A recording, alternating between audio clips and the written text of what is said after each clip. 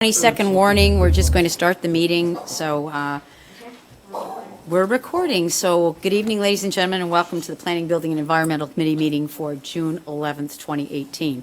My name is Joanne Cheechak, and I'm the chair of this evening's meeting.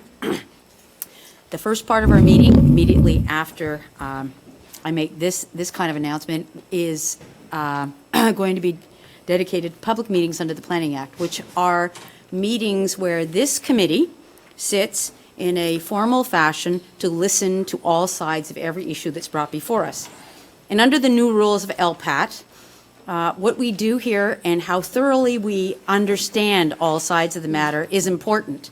So our committee is chastened by the rules of public meetings to be very careful to, pardon me, not form opinions until we've heard all the evidence or all of the information coming from all sides. So if you don't hear your favorite counselor saying, well, I support you, don't be surprised, because that would be a little bit premature. So tonight's meeting is about hearing all sides on all 5 of the public meetings, and there will be, and in fact, it may not be the only public meeting on an item that we're having before us tonight. So with that said, welcome to our public meetings and to the balance of our agendas. We do apologize. I think we've got every chair in the township here, so I hope we don't keep you too uncomfortable and we can go through these meetings in an expeditious fashion. So, tonight the meetings are being taped and will be audio and video recording the meeting, and they will be available on the town's website within the next 48 hours. I'm looking to members of committee to change in orders of items on the agenda. Seeing none, I'm going to ask for disclosure of pecuniary and or conflict of interest. Mr. Mayor.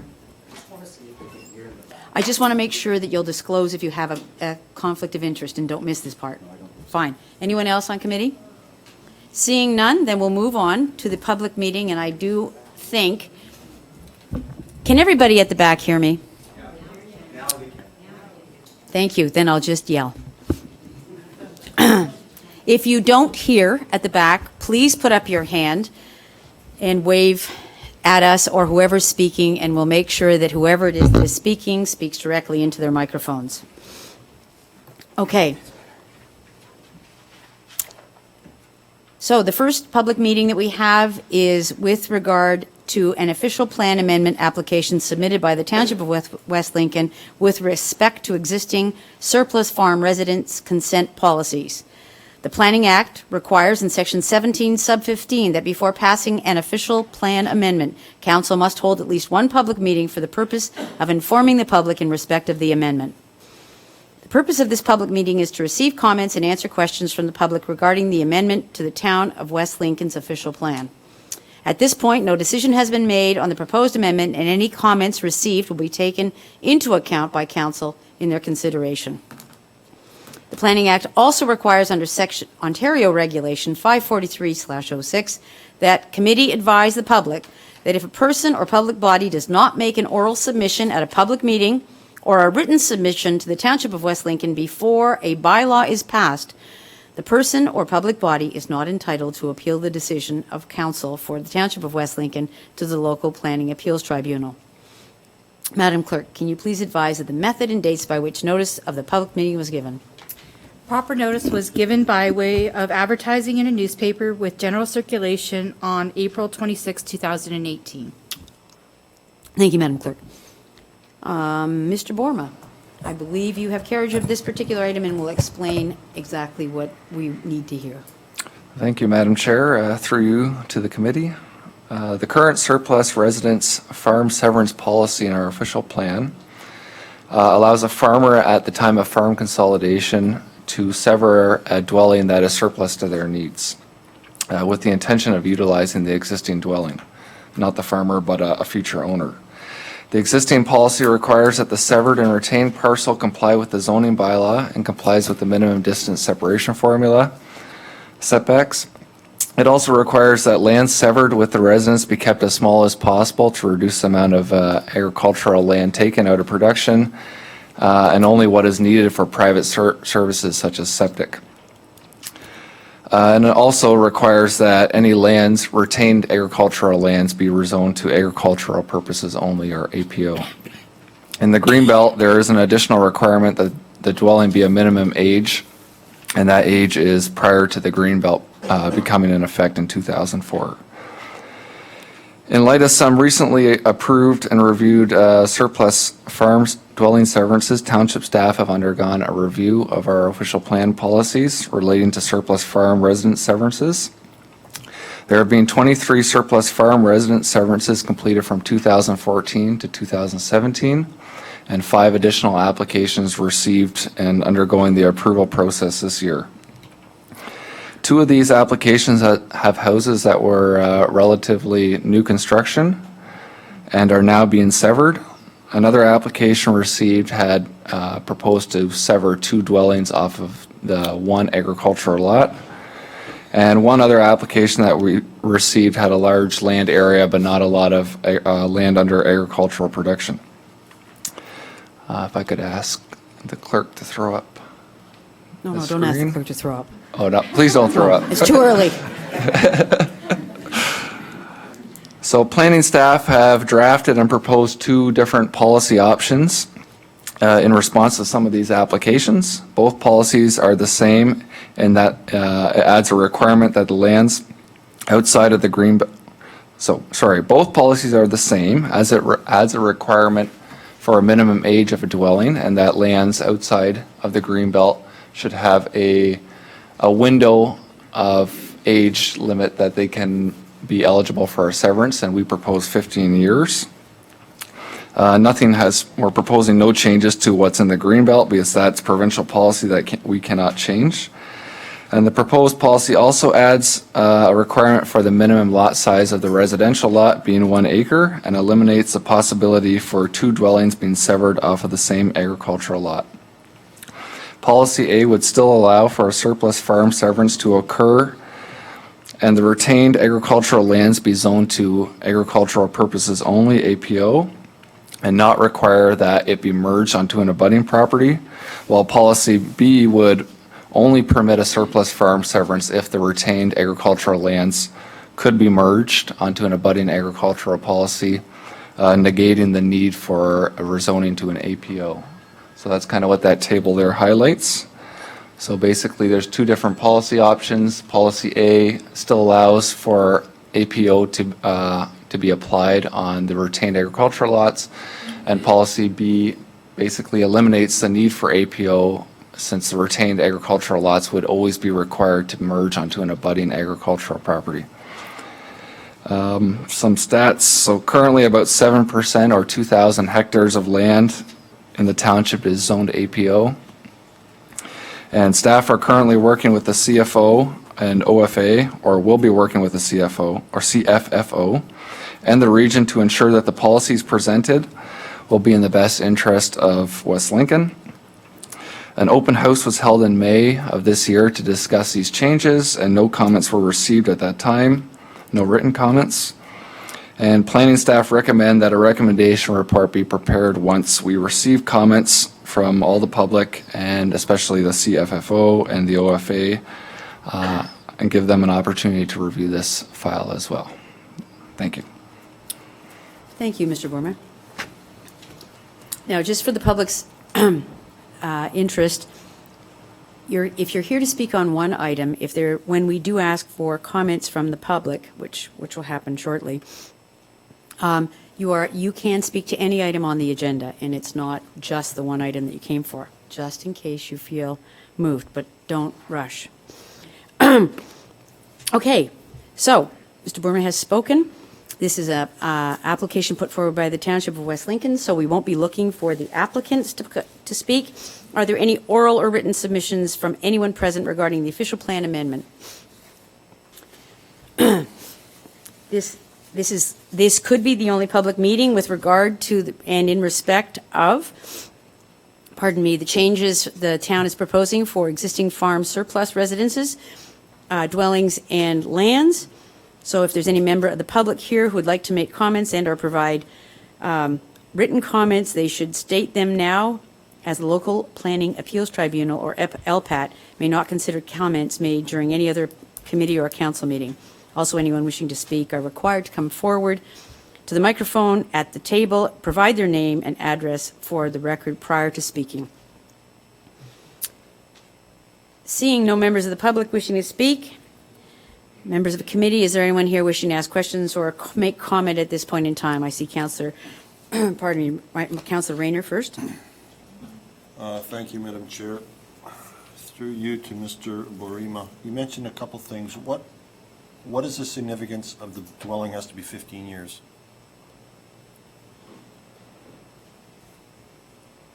Through you, Madam Chair, I think we just want to put some kind of age limitation on it so that people are not building a house with the full intention of severing it off of the agricultural land, thus removing viable, productive agricultural land.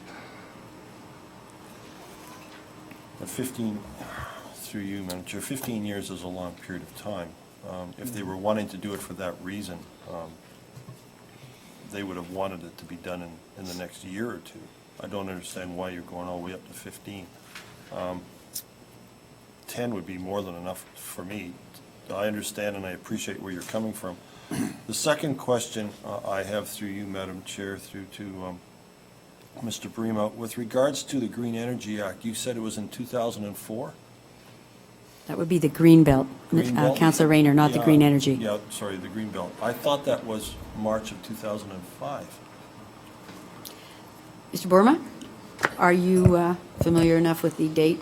Yeah, well, Brian can probably elaborate more, but the way the region has it anyway, it was, those policies were enacted retroactively to December of 2004, but maybe Brian can elaborate.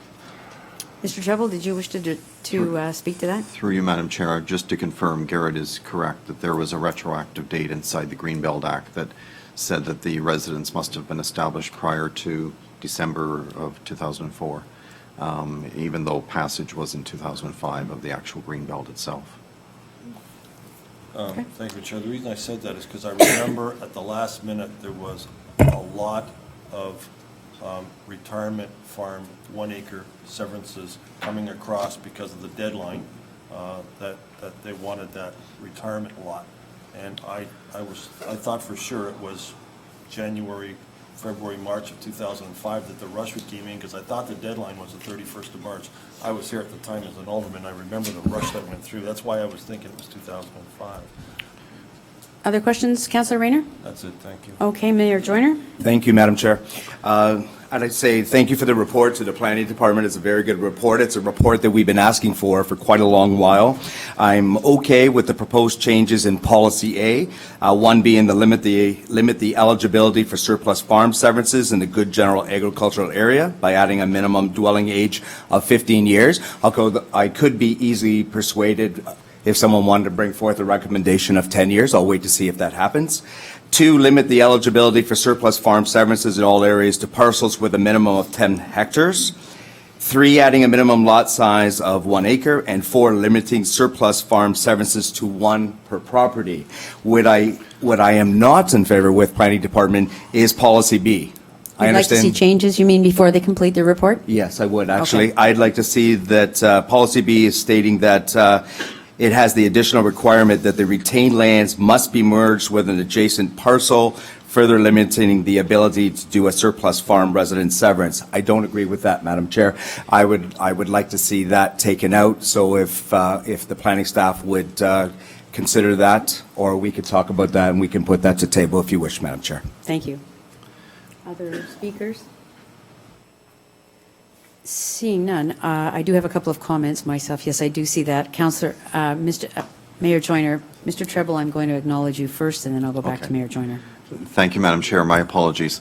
I'm aware of concerns around the merger. It certainly isn't the preference of township staff necessarily, but it is an option, just to sort of outline a couple of different ways of perhaps addressing some of the concerns.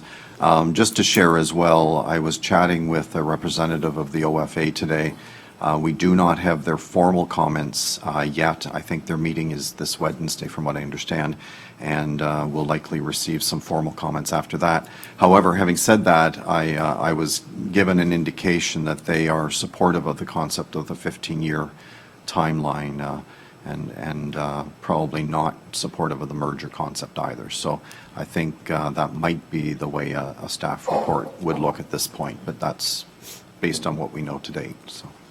Thank you. Did you still wish to speak, Mr. Mayor?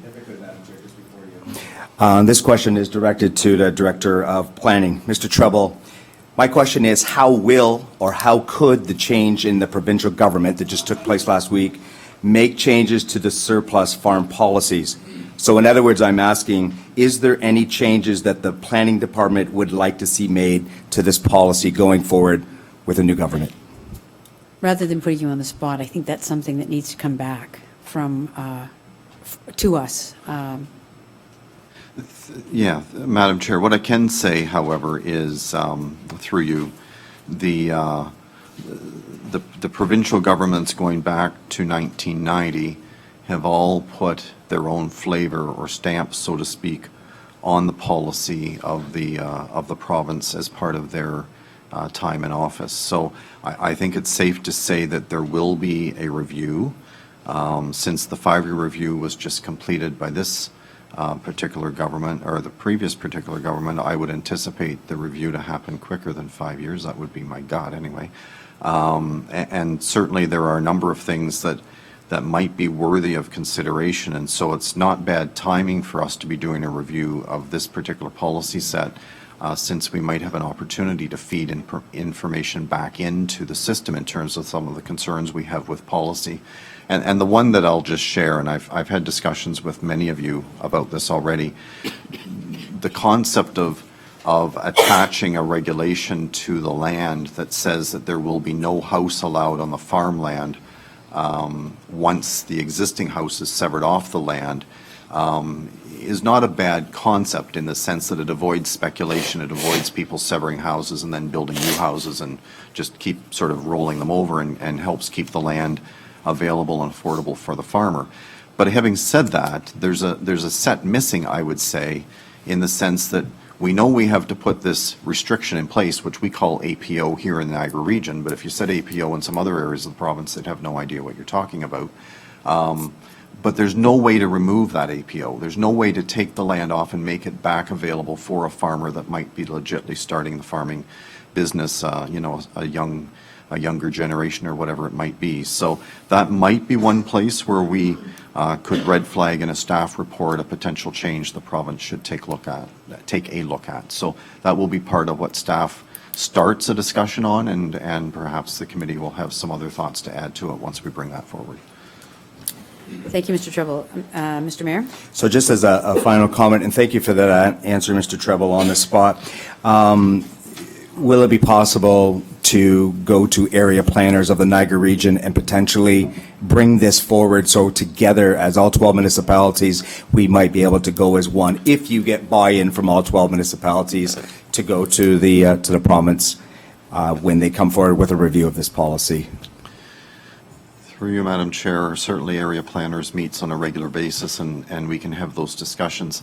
The one thing I will say is that APO is an issue certainly here, and I would say in Waynfleet and perhaps Thorold and a few other municipalities, but not a big issue in St. Catharines and some of the others. So having said that, it won't be the only issue if we're going forward, I would anticipate. Right. I certainly am reaching out to the region right now to get some input and comment from them as well. Thank you, Madam Chair. Thank you. Certainly, I would love to see those meetings happen, and the issues that I would like looked at more carefully are that we don't have to be similar to the other municipalities like Niagara-on-the-Lake and various places that are so urbanized that there isn't really a comment or a concern. We have the largest land mass in all of Niagara, so what we need to do is take and be respectful to the farmers, et cetera, of our township. And I would like to hear more about the 15 years of a house, because a farmer who is retiring and is going to sever the house may want to rebuild or add an addition or do something to repair the house. And this would be where they plan to live. And while it may evoke concerns of speculation, if a farmer's retiring and he doesn't want to move off his land, but he does need the money to retire, there are those that just don't have quotas and in the near future may not have quotas to sell to become wealthy. So they may need the farmland sold and still retain the house. That 15-year could very well be prohibitive to actual true farmers. And so I'd like that to be looked at. In the abutting farmland, goodness gracious, if everybody buys and goes to APO, eventually you won't have abutting farmers that are going to be able to do it. And then you're going to have large farm masses around that are going to, in fact, prohibit young startups. So I just worry about those kind of exclusionary thoughts that come to mind, and I'd like those researched a little more before you come back. So, Councillor Bilsma. Thank you very much. Just a quick question to Director, through you, Chair. Generally speaking, when we look at these things, they're being purchased by cash cropping type farming, where the building becomes a bit of a liability, so they sever it off. They retain the land. Somebody, young family or whatever, gets a house in the country where they can romp and play. And the land that, so APO, is there any stipulation, can they turn that land back into, say, or take a portion of that land and turn it into something a little bit more agricultural related, but can they put barns on it, chicken barns? Are they allowed all those flexibilities on that APO? Generally speaking, it's cash croppers that are doing it, but is there any restrictions on the types of buildings that can go on that, as long as they're agriculturally related? Mr. Treble, would you like to answer that, please? Certainly. Through you, Madam Chair. The APO concept restricts housing, but does not restrict livestock building or other accessory buildings. So subject to minimum distance separation requirements and those kind of things, livestock barns would be allowed on the farm parcel. Okay. Greenhouses, any kind of intensification for agriculture. Just, Greenhouses. right, that's livestock correct. barns. Just no residential component. Yep. Okay, thank you. That's all. Okay. See no other comments from this side of the desk? Okay. Please be advised that this is a technical report this evening and that is being considered by Planning Committee, and the recommendation report will be forthcoming to a future Planning and/or Council. Please also be advised that the Planning Committee and/or Council has made a decision with respect to the official plan amendment and has made a decision with respect to the official plan amendment, and if approved by Council, a notice of its passing will be circulated within an appeal period. I think it's supposed to say has not. Sorry, I'm reading verbatim here. Please be advised that once the Planning Committee and/or Council has made a decision, that would be, it hasn't made one yet, with respect to the official plan amendment, if approved by Council, a notice of its passing will be circulated with an appeal period. There's an attendance sign-in sheet which is located on the table near the exit doors, and we would ask all present to sign. If you wish to be advised of any further information regarding this file, please place a check mark in the column marked Surplus Farm Residence Policies, and you will be advised of, subsequent meetings and/or decisions on the matter. But if you are interested in observing council and/or committee decisions about a particular bylaw, you should not solely rely on mailed notices and thus miss the opportunity to attend meetings. It is suggested that you watch the township's website for posting of agendas to review items that will be discussed at a council and/or committee meeting. The agendas for meetings are posted on the township website at 4 p.m. on the Friday prior to the meeting. Additionally, meeting schedules are also noted on the website for the public to view. If you wish to receive notice by email, it is suggested that you include your email with your mailing address and your phone number on the attendance sign-in sheet. I declare this public meeting with respect to the official plan amendment concluded at the hour of 6:57. Okay, our second public meeting this evening is to consider a zoning bylaw amendment and official plan amendment application submitted by West Lincoln with respect to the maximum height increases. The Planning Act requires under Section 34 sub 12 and Section 17 sub 15 that before passing a zoning bylaw amendment and official plan amendment, council must hold at least one public meeting for the purpose of informing the public with respect of the amendment. The purpose of this public meeting is to receive comments and answer questions from the public regarding the amendment to the Township of West Lincoln zoning bylaw and official plan. We stress that, at this point, no decision has been made on the proposed amendments, and any comments received will be taken into account by council in their consideration. The Planning Act further requires, through Section 34 sub 13 and under Ontario Regulation 54306, that council advise the public that if a person or public body does not make oral submissions at a public meeting or make written submissions to the Township of West Lincoln before a bylaw is passed, the person or public body is not entitled to appeal the decision of council for the Township of West Lincoln to the local planning appeals tribunal. Madam Clerk, could you please advise the dates by which this notice was given to the public? Proper notice was given by way of proper notice was given by advertising in a newspaper with general circulation on April 26, 2018. Thank you very much. Okay, and so, Ms. Cooper, I understand that you have carriage of this file and will give us a general gist of what it includes. Thank you, Madam Chair. Provincial policy now requires that lands be utilized for their highest and best use. This approach ensures maximum use of infrastructure, assists with transit affordability where applicable, and assists with the community's efforts to now attempt to minimize impacts on climate change. Township staff have yet to receive any public feedback on a specific number of maximum stories desired for the high-density residential and commercial core designations. But Township have put together a revised policy for community benefits section of the official plan. We have yet to receive feedback from the public on the revised policy. The changes to highlight from the existing policy to the revised policy are as follows. One, that the community benefits will only be considered for high-density residential and core commercial designations, whereas before, community benefits could be considered for all designations. Two, that there will be a limit to how much a developer can increase the height and/or density of a development through community benefits, whereas before there was no defined maximum. Three, the township and landowner would be required to enter into an agreement following community benefits negotiations to ensure that what was approved at the zoning amendment is what actually gets built. Community benefit policies are not applicable to the zoning bylaw, and therefore there will be no changes to the zoning bylaw to implement these community benefit policies. The township has received feedback on the revised angular plane policies staff have put together. The comment made asks if there were any angular planes from the street line. Staff have put together a diagram illustrating what the angular plane policy will look like when implemented as drafted. If you could just put that up. So on the left there, this will be from any abutting property line that has a medium or low density residential designation, including those located across an abutting road allowance. The Township Public Works and Building Departments have no objections concerning the proposed official plan amendment and zoning bylaw amendment. The Niagara Region has stated that the official plan amendment will not require their approval, and as such, they have no objections to the amendments as proposed.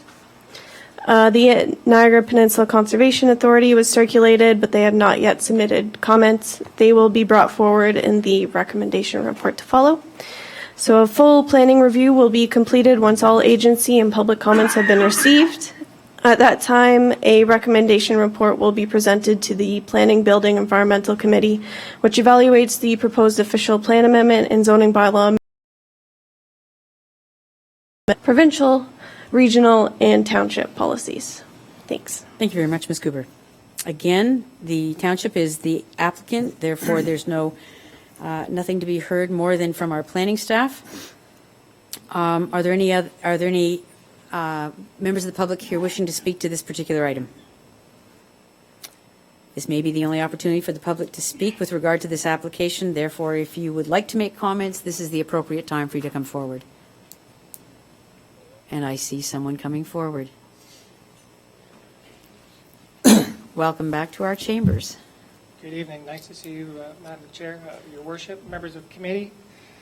Ladies and gentlemen, my name is James Webb. I'm a professional land use planner, and I'm speaking to you tonight on behalf of Phelps Homes. I appreciate that your agenda is very busy this evening, so my comments will be brief. I have provided a written submission that I emailed earlier today to the planning director. I understand the copies have been circulated. I do have additional copies with me. Again, our submission is of full support. We think this is a very good and worthy initiative of the municipality to consider being permissive towards additional building heights within the downtown.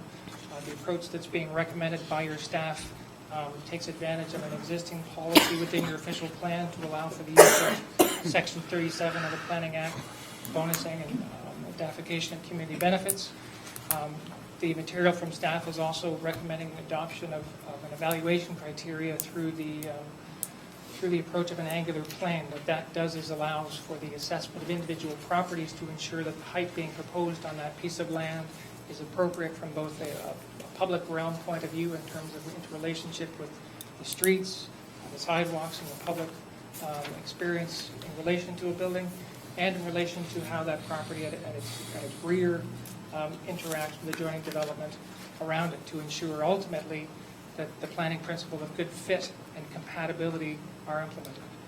With that, Madam Chair, those are my comments. We will look forward to committee endorsing the report and working with planning staff to bring forward a further recommendation report that will actually see the implementation of amendments to your official plan and zoning bylaw. With that, I'd be pleased to answer any questions. Thank you, Mr. Webb. I don't see any at the moment, but should any arise, I'll be glad to call you back to the podium. Thank you. Thank you. Are there any other members of the public wishing to speak with regard to this item?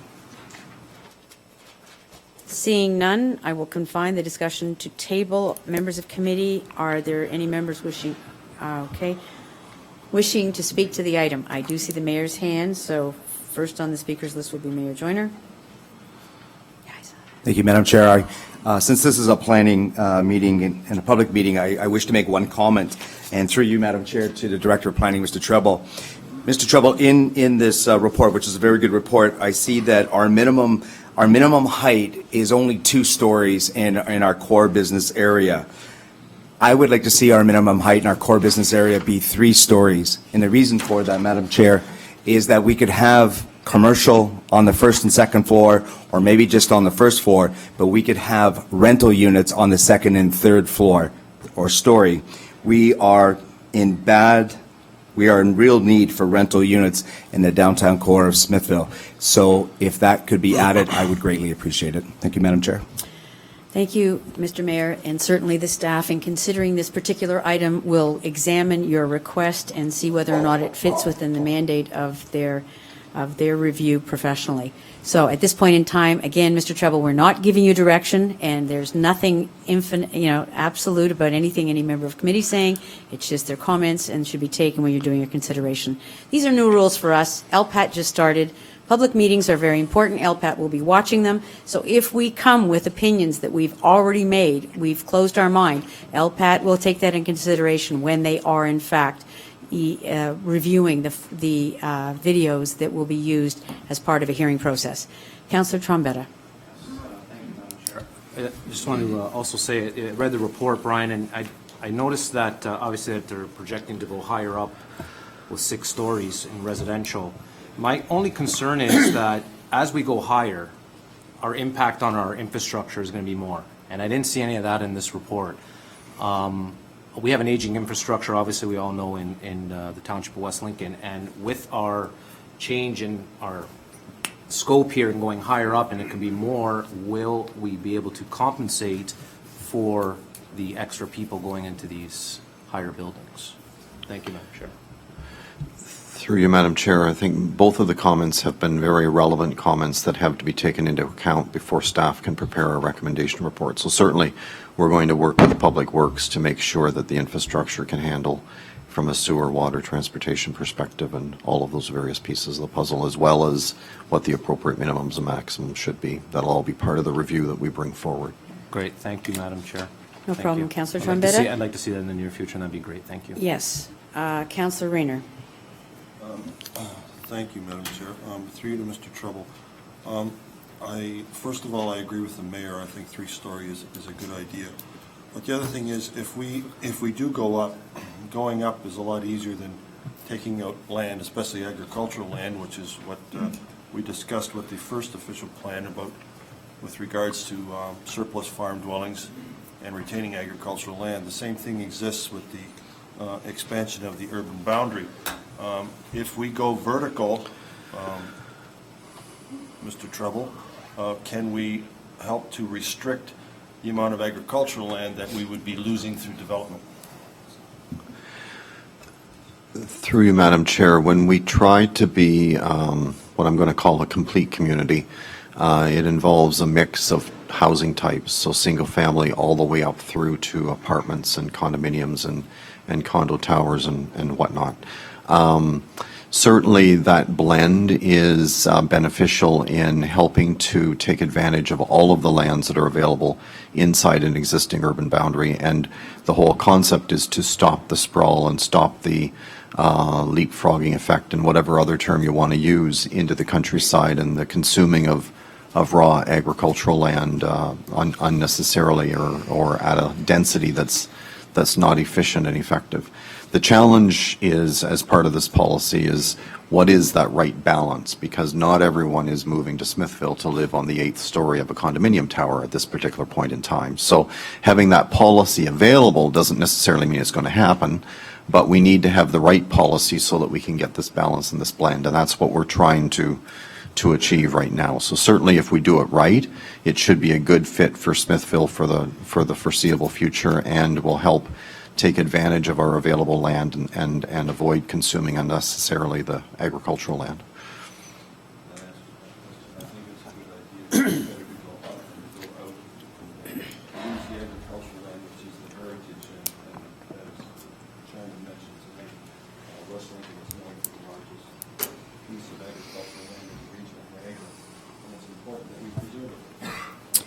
Thank you, Councillor Rayner. Councillor Bilsma?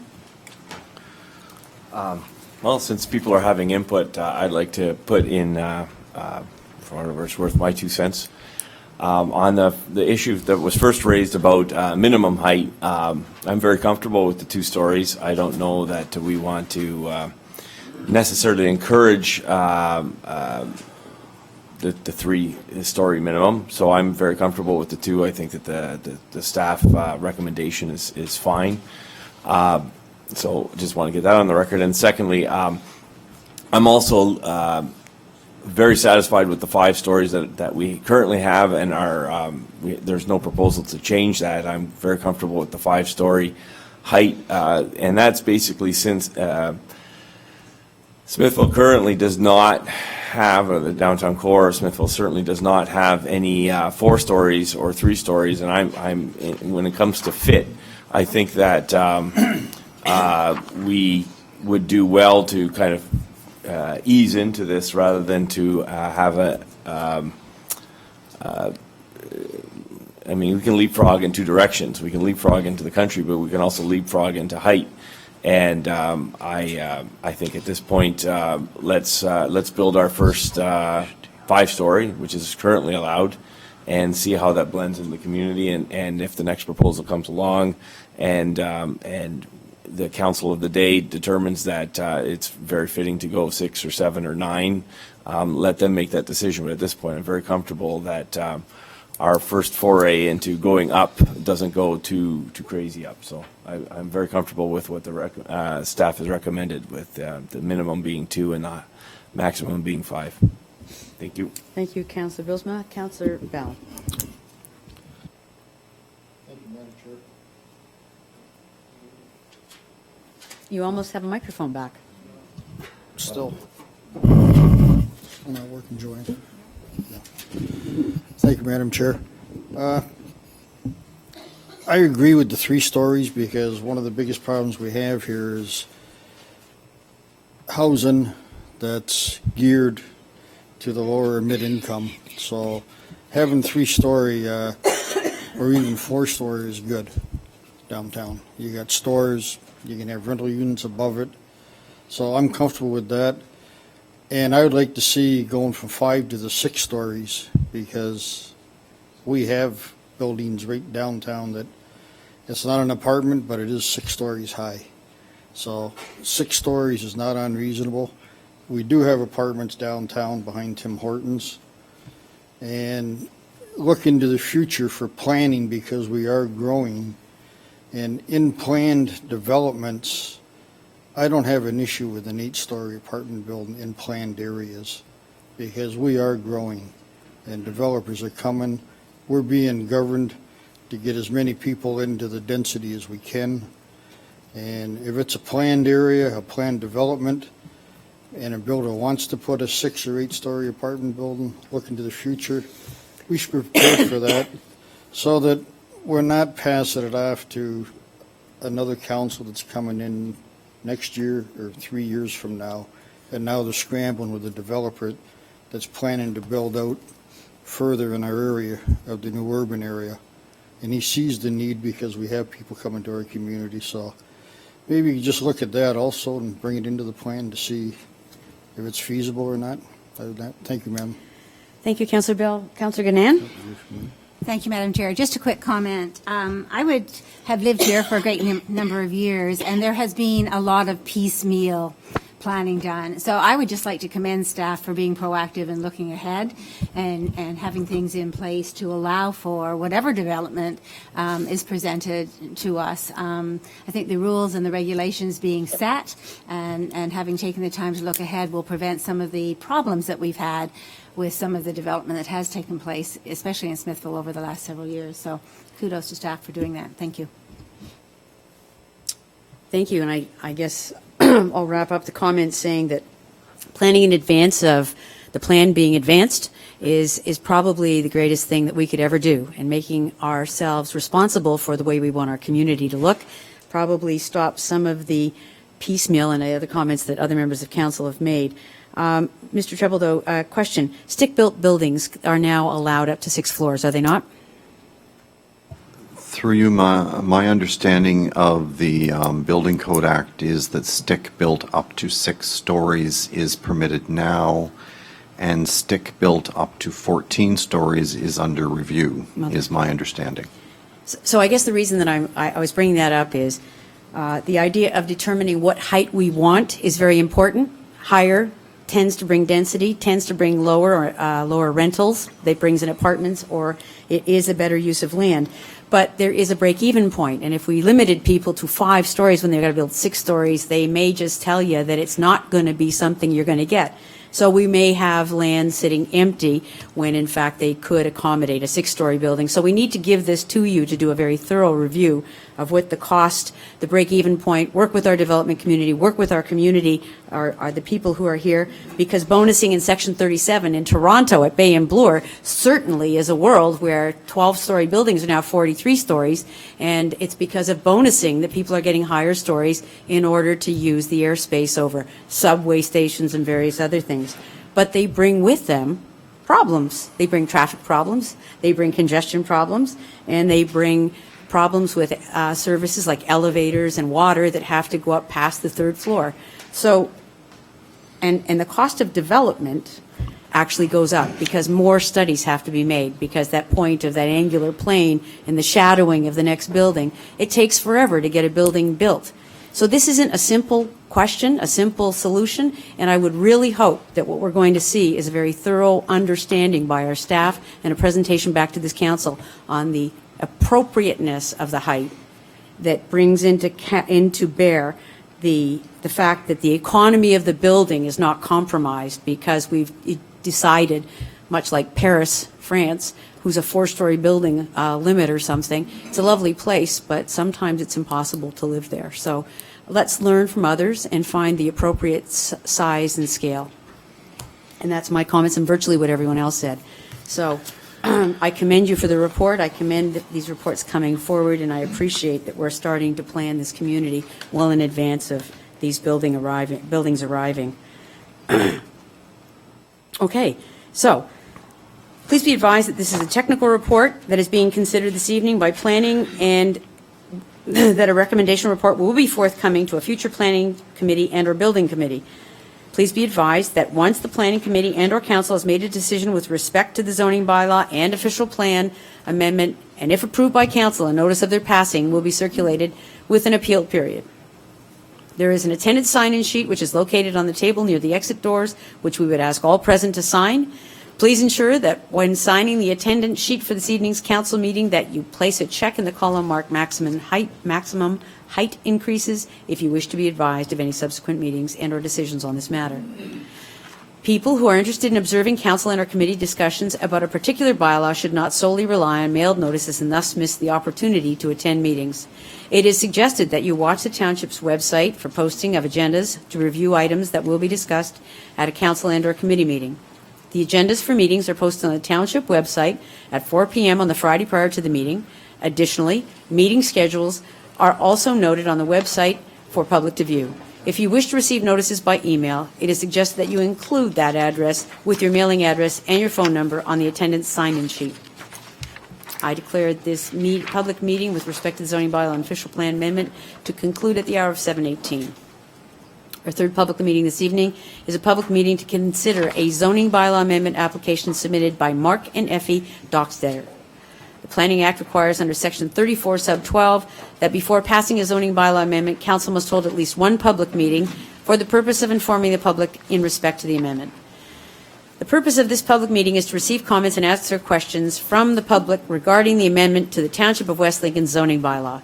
We stress at this point, no decision has been made on the proposed amendment, and any comments received will be taken into account by committee and council in their considerations. The Planning Act further requires that under Section 34, Sub 13, that council and committee advise the public that if a person or public body does not make oral submissions at a public meeting or make written submissions to the Township of West Lincoln before the bylaw is passed, that person or public body is not entitled to appeal the decision of committee and council for the Township of West Lincoln to the local planning appeals tribunal known as LPAT. Madam Clerk, could you please advise of the method and dates by which notice of this public meeting was given? Proper notice was given by way of individual notice dated May 1st, 2018. Thank you very much. Ms. Cooper, again, you have the carriage of this file. Thank you, Madam Chair. So an application for rezoning has been made by Stephen Rivers on behalf of the owners Mark and Effie Dockstader for 7933 Concession Road to rezone the subject property from agricultural to agricultural with a site-specific exemption number to permit an existing on-farm diversified use / home industry. If the application were approved, this would allow for the existing on-farm diversified use / home industry to continue on the subject property. This application was brought forth in response to a bylaw enforcement issue on the property. The rezoning application is requesting to permit an on-farm diversified use on the lot without a dwelling, whereas a dwelling is required to have an on-farm diversified use. It's looking to increase the maximum permitted area for the on-farm diversified use to 1.35 hectares, whereas 0.17 hectares is the permitted maximum. It's looking to increase the total gross floor area of all buildings devoted to the on-farm diversified use to 600 square meters, whereas 500 square meters is the permitted maximum, and increase the number of employees to 5 full-time and 5 seasonal employees, whereas only 2 persons other than the residents of the dwelling on the lot are permitted to be employed. The owners currently reside across the road from the subject parcel at 7948 Concession 7 Road. The provincial policy statement has designated this property as prime agricultural lands within the rural area. On-farm diversified uses are considered a permitted use on this land so long as they do not hinder surrounding agricultural operations. The guidelines on permitted uses in Ontario's prime agricultural areas issued by OMAFRA provide guidance for on-farm diversified uses. The guidelines state that on-farm diversified uses must be located on a farm, must be secondary to the principal agricultural use of the property. They must be limited in area, which is considered to be about 2% of the property, up to a maximum of 1 hectare, and shall be compatible with and not hinder the surrounding agricultural operations. Currently, the excavation business covers about 3.6% of the property, which is 0.6 hectares. Which is 1.6 over the permitted maximum 2% in the guidelines from OMAFRA. However, the applicant is requesting to have a maximum permitted coverage of 8% for the excavation business, which is 6% over the permitted maximum outlined in the guidelines. So this is that 1.35 hectares that they're asking for. According to the guidelines that are issued by OMAFRA, an on-farm diversified use can cover up to 0.33 hectares, or this is the 2% on this property. The regional official plan designates the property as good general agriculture. Home industries may be permitted on this designation provided they comply with the provision of Chapter 5 of the regional official plan. Policy 5B21 of the regional official plan has criteria that must be considered when identifying whether or not diversification activities should be permitted in the zoning bylaw. These have been outlined on pages 5 and 6 of Report PD 08818. The Township of West Lincoln's official plan designates the subject property as good general agriculture. Section 18.17 of the Township's official plan outlines policies that help guide in what situations a home industry is appropriate for an agriculturally designated property. These again are outlined on page 5 of the report. The Township's zoning bylaws zones the subject property as agricultural, which permits on-farm diversified uses and a home industry. As mentioned earlier, the applicant is asking to increase the maximum permitted area for the on-farm diversified use to 1.35 hectares, or the 8%, increase the total gross floor area of all buildings devoted to the on-farm diversified use to 600 square meters, increase the number of employees to 5 full-time and 5 seasonal employees, and to permit the on-farm diversified use without the presence of an existing dwelling on the property. The building department has said that they will require a change of use permit to be obtained for any buildings that relate to the business, and that any applicable development charge fees will need to be paid to the township in the region. The drainage superintendent had no objection to the proposed rezoning application, but cautioned that an engineer may be required to review and amend the report associated with the Van Buren municipal drain if a future site plan review proves to have any significant increase in lot coverage that could directly impact the drain and any downstream landowners. Public Works had no objections. The region of Niagara says they're not opposed to the rezoning amendment, but suggests that the proposed on-farm diversified use be reduced in scale as close to the 2% that comes from OMAFRA as possible, and that the total on-farm diversified use not exceed a maximum of 1 hectare in size. The MPCA had no objections to the rezoning application. 7 sets of public comments were received. So 5 were from neighbors, 1 from a customer of the applicant, and 1 from the applicant's accountant. All public comments that were submitted are in support and have no objection to the rezoning application as proposed. I just want to point out that there was an error in attachment 5, the draft bylaw. So part 3 references changes that are incorrect. The correct changes are outlined on page 6 of the report. Township staff recommend that a recommendation report be prepared to address the public and agency comments received for this application at a future Planning, Building, and Environmental Committee meeting. Thanks. Thank you very much, Ms. Cooper. Is the applicant or their agent present to speak to the application? Mr. Rivers, please come forward to the microphone and you can reintroduce yourself.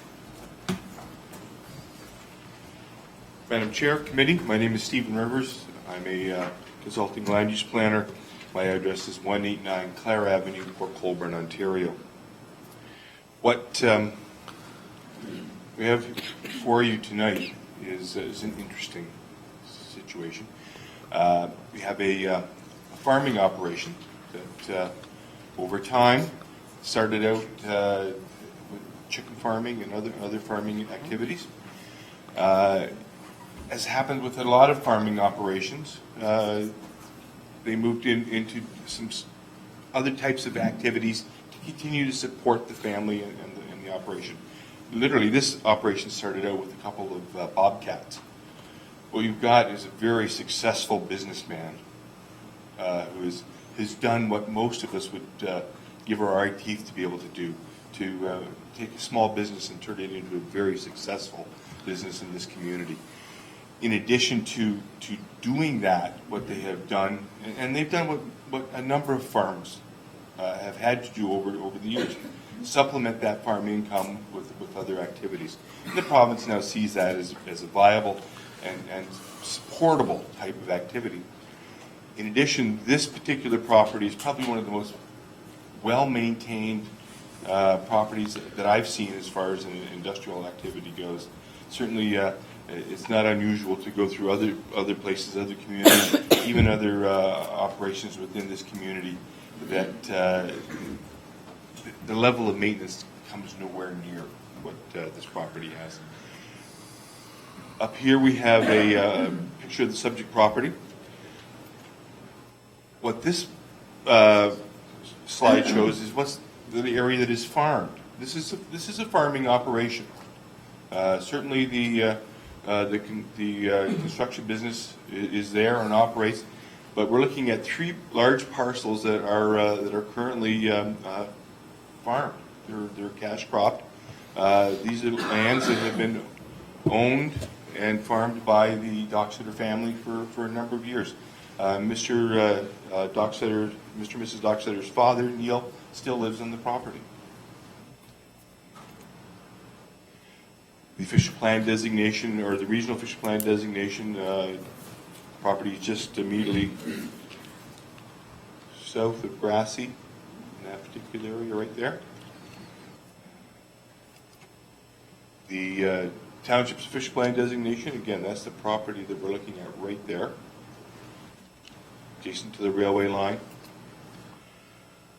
Certainly, you can go through the minimum requirements of the zoning bylaw, but by and large, it meets those requirements as an existing parcel. And again, if we're looking at the zoning on the property, there it is, right there, immediately south of Grassy. Provincial policy statement, as your planners have pointed out to you, permits agricultural uses and on-farm diversified uses are permitted in the prime agricultural area. This is an on-farm diversified use. It's 20 to 70% of the business of the construction business at any given time could be to agricultural operations, and they're currently involved in working with several large poultry operations to upgrade their facilities. The regional official plan designates the subject property as good general agricultural, provides for agricultural uses, and some opportunities for development, including commercial and industrial uses compatible with the rural environment, are also provided. This property, this use has, I would say, no negative impact on agricultural use on the land itself and on the adjacent properties. The type of business is all off-site. The equipment leaves the site in the morning. Really, the property, other than used for storage of equipment, is parking lot for the employees, some of whom never even come to the property. They would get their assignment at home and drive to the work site, and the equipment may be off-site for a number of days or weeks at a time. The official plan designates the subject property as good general agricultural area as well. The objective of the official plan is to promote and protect viable agricultural industry, the growing of crops, which is happening on this property, and to promote the agriculture-related uses that are compatible with the surrounding agricultural operations. And I would suggest that this is compatible. The zoning and operation, the existing service shop or the building that is used for the construction business occupies about 2% of the property. It does not satisfy the zoning because there's no dwelling on the subject parcel. There was a dwelling there. The owners have demolished that dwelling. I suppose if it was absolutely necessary, they could probably put another dwelling back on the property, but you know, it's the situation now is that the dwelling that was there was demolished. The area occupied by the service shop is about 1.33 hectares, 1.35, depending how you slice and dice things. And it includes a very large landscaped area. And if any of you have had a chance to go out there and have a look at this property, the landscaping is very well done. The gross floor area occupied by the shop itself is about 560 square meters. And they employ several people that do not live on the site. And as I said, quite often some of them just don't come to the site. They get their assignment, they show up somewhere else. Really, the only people who are there for any length of time are Mr. and Mrs. Dockstader themselves. This is a sketch showing the property itself and the layout of the commercial use or the industrial use. The area there is about 1.33, 1.35 hectares. The actual area that's landscaped is all of this, including a pond, wraps around the building, across behind, then down the other side. I would hazard a guess that that's probably half a hectare, an acre. So certainly haven't measured, had a surveyor out there to have a look at it. But so we're looking at 1.33, 1.35 hectares as part of the zoning. Provincial policy talks about the inclusion of landscaped areas and laneways, that as part of the associated on-farm uses. But we're really looking at probably, if we take off half a hectare from 1.33, we're looking at about 0.75 hectares. So it's, the zoning itself could be refined to deal with that level of detail. Certainly, we're looking at planning department's recommendation for site plan control or site plan agreement that would limit the size. We're not looking at any expansions. So although the wording of the staff report quite rightly talks about increasing the area from 0.6 or 0.66 hectares to 1.35 hectares, the actual footprint of the operation will not expand. And certainly the zoning and the site agreement can ensure that. That's my submissions to you, Madam Chair, Council. Thank you very much. Mr. Rivers. At this time, I would ask if there's any members of the public wishing to address this particular item. This may be the only public meeting held with respect to this application.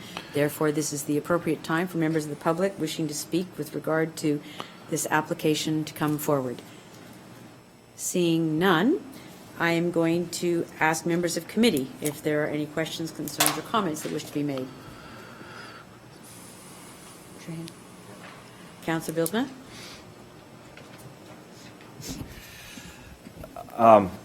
Thank you very much. So my question, I guess, may be directed to Mr. Rivers, because it's regarding a comment that he made with respect to the success of the owner. And look, I applaud success. I think it's a great thing. He talked about the growth of this business from skid steers, a couple of skid steers to what it is today. And I've been I observed it from street view. It is attractive. So I have no reservations necessarily with what is there today, but you talked about this successful businessman that the owner is. My concern is there's mention that there's no increase planned, but if such a business is like growing so well, how do you retain that? How do you stop that? So my concern is perhaps the owners look at a growth plan that includes perhaps a commercial property somewhere else in the community, or one of the some land in the industrial site. Like we love it that the business started. We have no objection to that. We love that the business grew, and we have no objection to that. But at some point, we have to pull a plug on this. This sounds like a real successful business, and I'd hate to give an approval today and then have, they keep bursting at the seams, so to speak. So if you could just address that issue, thank you. Through you, Madam Chair, Councillor Bilsma. certainly the township has within its powers the ability to very carefully outline where the existing business can operate. As I pointed out on the slide, the zoning can be tailored right to the edge of the buildings if necessary. As well, the site plan or the development agreement can also very carefully tailor the agreement to the use that's there now, so that any further expansion would have to come back before this council as either an additional zoning bylaw amendment, or certainly back through the township as at the very least a minor variance or an amendment to an agreement. So I believe the township has the ability to very tightly control what's proposed on the property. I would suspect that if the business continues to grow as a business, and I want to caution what we're looking at here is the land use and how we would control the use of that land. The business itself is not something that certainly I've looked at limiting or controlling from a land use planning perspective. I would suggest, though, that if it does get to the point that would have to grow beyond whatever limits council feels is appropriate to set on it, they probably then would be looking at another location, or certainly would be forced to look at another location. The one thing though I'd also like you to consider is that this is a dry operation. There is not at this point a washroom facilities on the property or on this particular site, because there's nobody there. They leave. They go away. And I have made submission, or will be making submission in the future, that the idea of taking a dry industry, one that simply needs space, that doesn't need water, sewer, doesn't have walk-in traffic, doesn't require high, quick response to. Don't worry about it. They'll take care of it. Yeah. It's probably inappropriate in a service industrial area. You're taking service land that is better allocated to a business that requires those services, and putting an industry in there that doesn't require it. So it's you're using up good industrial land for an industry, but for one that probably should that can't quite adequately operate without those services.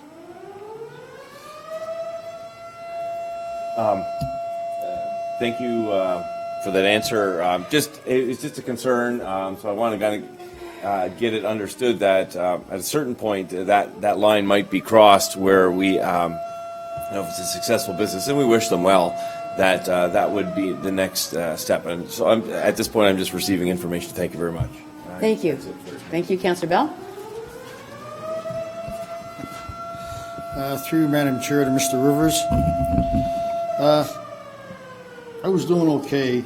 You made reference to this land's being farmed, and a family member, the father, I believe, is living on the land. Who's actually farming the land? Is it leased out to be farmed, or is the family actually farming the land? Through Madam Chair to Councillor Bell, it's leased out, yes. Okay. And I guess the biggest statement you made, it troubles me, because at one point you're saying that this business is related to farming, but then you turned around and you called it an industrial business. And if it's an industrial business, I have difficulty seeing the relationship to farming. And how much related to farming is it, if indeed it is? Is it 70% related to farming, 80, 90%? Like, you were kind of confusing there for a while. So if you could just help me out a little bit with this industrial part first. Is it industrial business, or is it farm related? Madam Chair, Councillor Bell, as a planner, sometimes I get my words mixed up. This is a construction business. So, you know, if that's an industrial operation, then that's an industrial operation. Is it a contractor's operation? Yes, they're contractors. They operate in relation to other businesses. In terms of the agricultural component of what they do, agriculture in West Lincoln is becoming industrial to a large extent. The large poultry operations are essentially getting to be an industrial operation. The size of the structures and the areas covered by those structures require very sophisticated construction operations and very competent contractors, and that's to a large extent what this business is. They do a lot of work for the existing farm operations and the farm operations that tend to be growing and building new structures. Thank you. I think we better quit. Thanks. Councillor Rayner, I'm looking for others wishing to make comment. Thank you. Further to Councillor Bell, I appreciate Councillor Bell's investigation of this, because I'm now learning that the agricultural community is now becoming industrial, where I thought the agricultural community was farming. Last week we learned that agricultural community is anything but quiet because there's truck traffic everywhere, and you can't hear yourself think in the country. And again, I reiterated that my soybeans and winter wheat have been quiet since the day they've been planted. However, now we're finding out that agriculture is industrial, which means that we've made a mistake in zoning our area of Smithville industrial. We should have just done the whole township. There seems to be some misinterpretation here, or lack of understanding or appreciation of the difference between industrial and agriculture. And I'd like to make it clearly that if you stated, and you have, Mr. Rivers, that this is industrial, then it doesn't belong in an agricultural area, because agriculture is proud to be agriculture, and we don't like to associate ourselves with industrial. We're proud of the fact that agriculture is agriculture, and we like to leave it that way. Thank you, Councillor Rayner. Mr. Treble? Sorry, Madam Chair. Just to perhaps add a little layer of clarity to these discussions. Staff under policy will take a look at the proposal and evaluate it against 3 different policy sets that are of some help. One is an agricultural value added policy set. The other is a on-farm diversified policy set, and the final is a home industry concept. The thing that's interesting here is, there is maybe a contractor's component to this, but it is clear from at least one of the supporting letters that it is providing a service to the agricultural community. And these people started out legitly, I would believe, or at least I understand and firmly believe, started out legitly as farmers with some sort of an on-farm diversified kind of use. So from my perspective, there is an ability through policy to give a consideration to this type of use. It does have limitations to it in terms of its scale and its compatibility and those types of things that staff have yet to analyze. The concept of 2%, I think Mr. Rivers has been speaking to, and that certainly is a piece of the policy that staff need to take a look at, which is meant to be a scale component of the discussion. So as much as there is sensitivity to the terms that are used, there is the provision to allow for services that are needed for the agricultural community by farmers to be located in an agricultural area. And so staff are going to look at it with that lens in mind, and certainly it would appear from staff's first blush that there is a basis to give it some consideration, notwithstanding the concerns about industry in agricultural areas. For the right reasons, it might be quite appropriate to do so. Thank you, Mr. Treble. Councillor Rayner, were you finished with your questions? No, I just got two more. Okay. Mr. Treble, I appreciate what you're saying, but the planner basically labeled all the agricultural areas industrial. I understand and appreciate the fact that there are areas out in the country that could be considered industrial, and they serve the agricultural community, but we basically got the brush stroke that all agriculture is basically industrial, and I take exception to that because of... Councillor Rayner, I'm going to stop you there. All right. The gentleman at the microphone apologized for perhaps his misuse of some words, and so we don't need to chastise people on may that. be another one. That was just a All right, particular All right, coin of then phrase. I'll move on to the second Thank one, you. if I may, Madam Chair, through you to the Director of Planning. Could you please tell me what brought this proposal, what brought this forward to the public meeting tonight, please? Through you, Madam Chair, we have had a number of complaints lodged with respect to uses in the agricultural area that are not your traditional agricultural uses. And the complaints focused mainly on uses that appeared not to be paying business taxes that are situated inside an agricultural area. So this is one of those uses inside that broader complaint situation that the township is dealing with. Madam Chair, if I can, through the Director, so what you're saying is this was brought forward by a complaint, and now the people that are bringing this forward are here asking for forgiveness. Is that what you're saying? Through you, Madam Chair, no. The people that are the applicants are not the complainants. In this case, I believe, unlike some of the previous cases that we've been dealing with, this file is a farming community, a farmer in a farming community that started up legitly and has simply grown through his success over time. So unlike some of the previous applications that I think Councillor Rayner is referring to, where non-farmers moved into the countryside and started a non-farming business on agricultural land, I don't think that's a comparable in this case, and staff want to give it a fair and full review. Thank you. Okay, thank you. Through you, Madam Chair, to the Director. So, but this was brought forward based on complaints that the particular property in question right now is not... Councillor Rayner, the staff planner in her dissertation and explanation said it was brought forward as a result of a bylaw infraction. So that's what brought it forward. It was part of the report. And if that's the point you're trying to make, it is included in the report. That's the point I'm trying to make. Thank you. Okay. So if seeing no other comments, I have a question. And earlier tonight, we talked about the limiting of farms to APO because they would sever the house. Now we have a business with no house. So I ask that how would I understand that? This property could ultimately have a house put back on it with, and this has nothing to do with any bylaw infractions or whatever. I'm saying a farmer has a business on his land, doesn't live there anymore. The house was torn down. So we can put a house back on to be ancillary to, in fact, comply with ancillary to agriculture? This is my question. Through you, Madam Chair, there is no APO on this particular Right. property. So yes, subject to minimum distance separation requirements and the ability to obtain a septic permit on all of those types of standard conditions, this property would be entitled to a residence.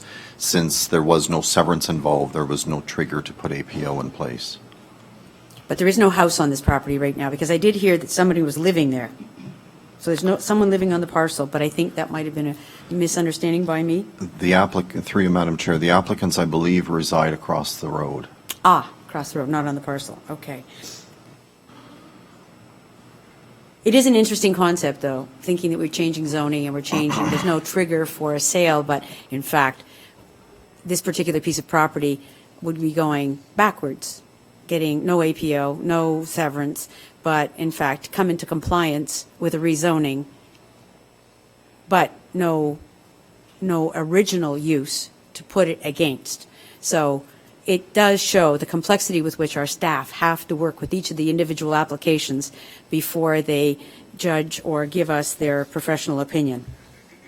Okay, so I guess the thing that is also burdensome and something that we need to look at is that opportunity for the success of this business and its growth, because I understand we have constantly been asked by people who have dry businesses or whatever you want to call it to find a place rather than in the industrial park to use up our industrial lands and servicing to put businesses such as these.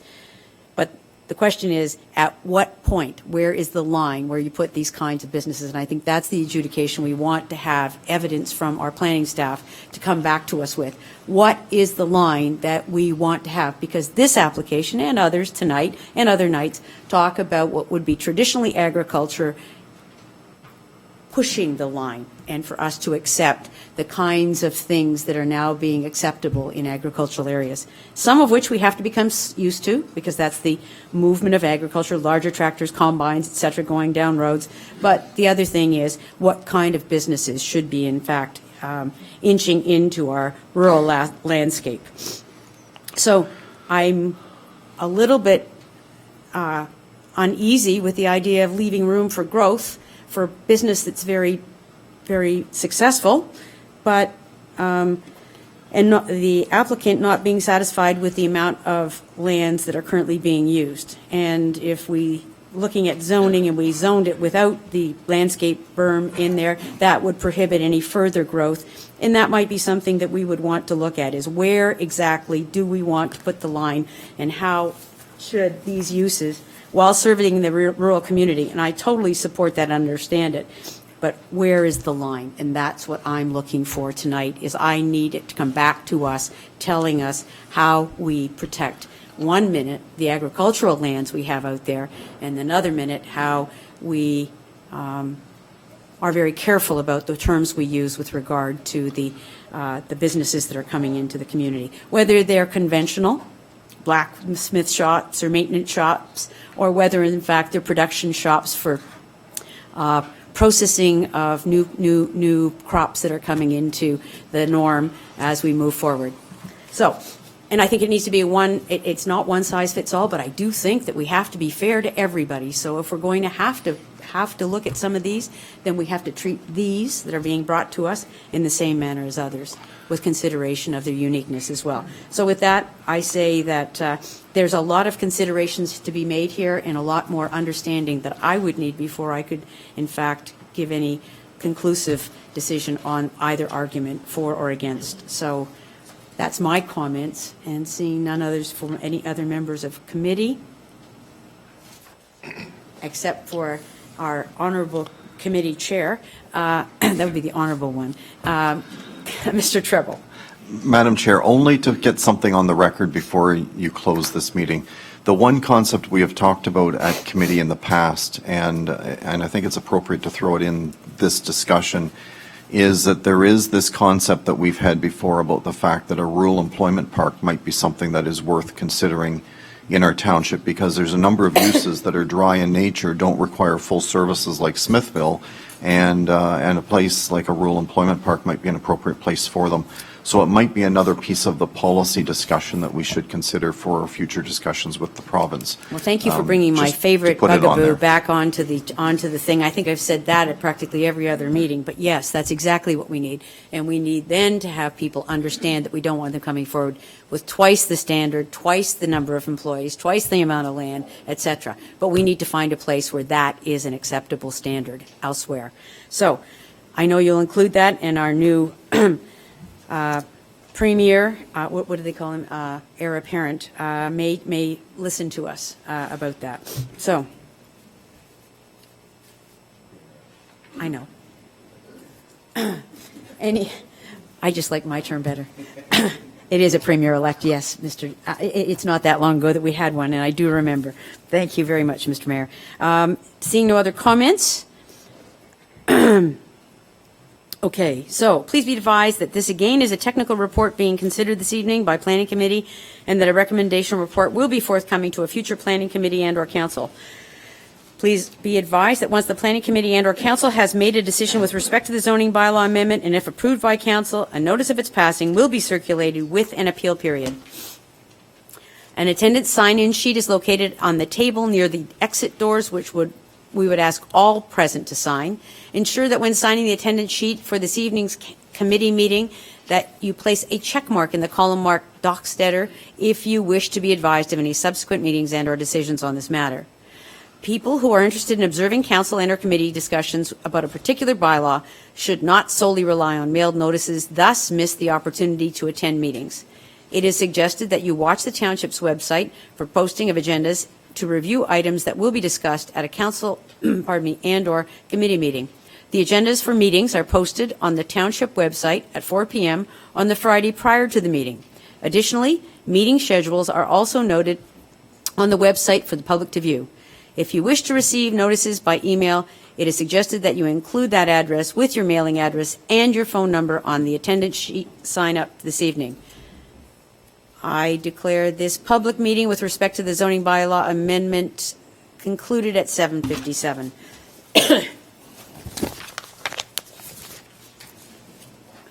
Okay, the next public meeting on the agenda is a public meeting to consider a zoning bylaw amendment application by AT Realty. The Planning Act requires under Section 34, Sub 12, that before a zoning bylaw amendment is passed, council must hold at least one public meeting for the purpose of informing the public in respect to the amendment. The purpose of this public meeting is to receive comments and answer questions from the public regarding the amendment to the Township of West Lincoln's zoning bylaw. We stress at this point no decision has been made on the proposed amendment, and any comments received will be taken into account by council and committee in their consideration. The Planning Act further requires through Section 34, Sub 13, that council advise the public that if a person or public body, does not make oral submissions at a public meeting or make written submissions to the Township of West Lincoln before the bylaw is passed, the person or public body is not entitled to appeal a decision of council for the Township of West Lincoln to the local planning appeals tribunal or LPAT. Madam Clerk, could you please advise the method and dates by which notice was given to the public? Proper notice was given by way of individual notice dated April 30th, 2018. Thank you, Madam Clerk. Is the applicant, no, pardon me, I forgot all about Miss Ewell. I wasn't going to give you a role tonight. You've got carriage of this particular file. Yes, thank you, Madam Chair. An application for rezoning has been made by GSP Group on behalf of AT Realty, John Deere, to rezone the property located on the south side of Highway 20, east of South Grimsby Road 13, with a municipal address of 2887 South Grimsby Road 13. The rezoning application has been made to fulfill a condition of consent, B14, 2017 WL, which was conditionally approved in November of 2017, which severed approximately 3 hectares of the agricultural commercial related business, Part 1, from the 33-hectare farm parcel, Parcel 2. The severance application was submitted to separate ownership of the existing agriculturally related use and the agricultural farmland.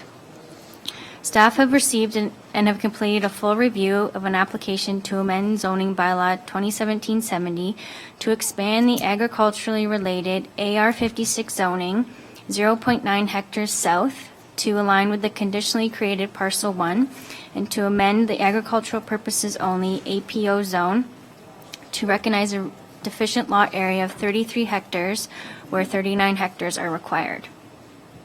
Newly zoned agricultural purposes only lands will continue to be actively farmed.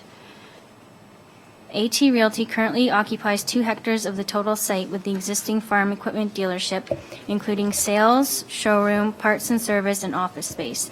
The dealership has an associated paved parking area and gravel area for outdoor equipment display and storage. The applicants are seeking to permit a larger maximum gross floor area of 1,900 square meters. The existing AR 56 zoning currently permits a maximum floor area of 1,400 square meters.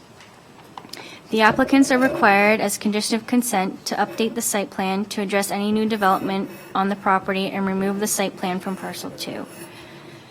The property is designated Good General Agriculture in the Regional Official Plan and the Township's Official Plan. Township Public Works, Building Department, and Drainage Superintendent have no objections to this application. Niagara Region staff and Niagara Peninsula Conservation Authority have no objections to this application either. Planning staff have received written comments from light pollution, road conditions, safety, and use of personal property, and how the potential expansion of the business could make these existing conditions worse. Township staff have reviewed these comments and will ensure that they are adequately addressed during the site plan process. Overall, a recommendation report will be prepared by Township staff following input from today's meeting and will be presented at a future Planning, Building, and Environment Committee meeting. Thank you. Thank you very much. The applicant or an authorized agent acting on their behalf here this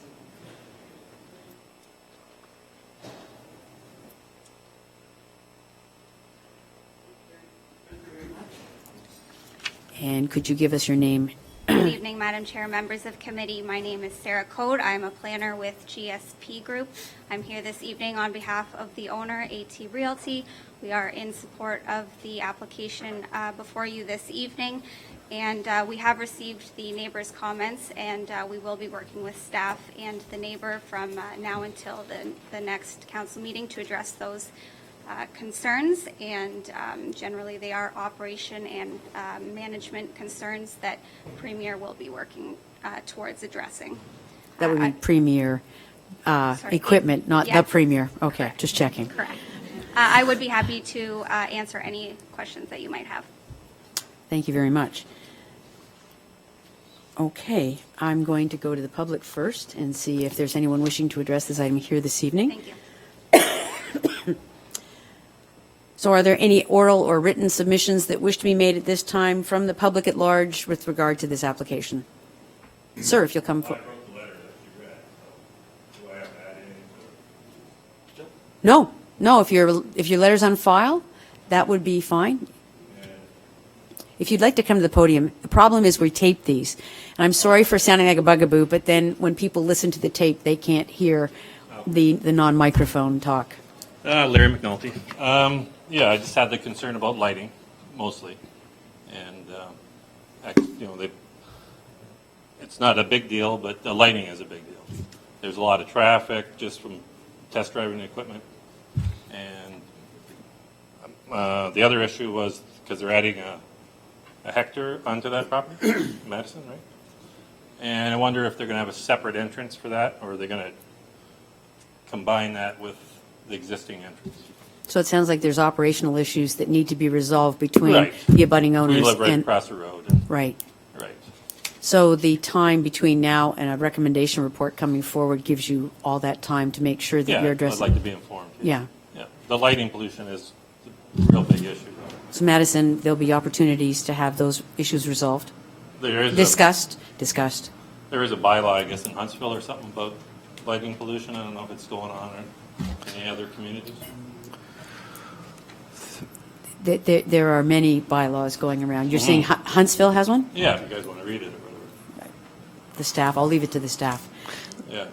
Mr. Treble? Madam Chair, just to put on the record, one of the requirements that will be a condition of this whole process as well is an amendment to the site plan to recognize the enlarged area that's being applied for by this business to expand their business. And as part of that site plan discussion, we will get into operational issues, entrance issues, lighting issues, and the whole bit. And the original site plan that was completed for this property does not have any sort of a lighting plan to deal with stray lighting. And certainly it's something that probably should be a requirement of a site plan. It's angled out. Yeah. Okay. I do know that municipalities also have that problem with their football, soccer, and baseball fields, and Yeah. we have to constantly look at how many candle watts are going off-site. There are certainly provisions that would apply in our zoning bylaw in terms of stray lighting and where it should be directed. So we can certainly implement that, and site plan will be another tool for the township to assist. I brought this up when they first moved there, and the lighting was really bad there, and I went up to the management there, but nothing's happened. So now that they want to expand, I thought I'd bring it up. Okay? Thank you for bringing your concerns forward. Yeah, thank you. Are there other members of the public wishing to come forward with comments or concerns? Questions? This would be the appropriate time, but just so that you know, our planners will be undertaking work to ensure that any kind of concerns are mitigated in any way possible before another report is brought forward. Seeing no members of the public wishing to make comment, I'm going to confine it to table. Members of committee, is there any comments wishing to be made or questions? Mayor Joyner. Thank you, Madam Chair. If I could I call Mrs. Code back to the podium, please? Through you, Madam Chair, I'd like to ask Mrs. Code, and I'm thinking that this will be changed maybe during the site plan, but I'd like to hear what she has to say. The ditch to the south, once the parcel of land is added, will that ditch be removed and moved further south, or will it stay there? That's a good question. I'm not sure that we've had that discussion yet. I believe that it will be moved further south. But I can ask if the owner would, or the representatives here from Premier, if they'd like to speak to that question. At this point in time, I would just like you to put it on your radar Yep, and yep, then incorporate we can it back into that. the site plan. Sure. Thank you. Thank you, Madam Chair. Thank you. Councillor Bell. Through you, Madam Chair. I just want to get in the record, there's 6 items on this letter that was written, and you stated you're going to work with them, and I'd like to see all 6 addressed when you come back with the final report, because they're very minor in nature, but it's sad that they've never been addressed, and the gentleman has talked to management and nothing's ever happened. Yes. Now they want to do it because they want something. So I'd like to see all 6 of them addressed to the satisfaction of the neighbor. For sure, we will definitely Thank work you, with Madam Chair. the neighbor to address those. Just if I could add a comment about the lighting, I do know that the lighting was placed in that direction due to some security concerns. So there was a reason they have been dealing with break-ins on the property. So there was a little bit of reasoning behind the lighting being directed in the direction that it was directed. But definitely we do want to work with the neighbor to address their concerns. Thank you. Mr. Mayor. Thank you. On that point, Mrs. Code, is it possible that maybe the security system has to change? Because now you can have cameras that don't need that type of extra lighting, or as the chair has said, that candle wattage. Will John Deere and the company look at potential different security cameras? Through you, Madam, I can't answer on the security cameras. I know there has been significant measures put in place dealing specifically with security, including the moat that goes around the property and gates. So they have thought through the security issues on the property as much as possible.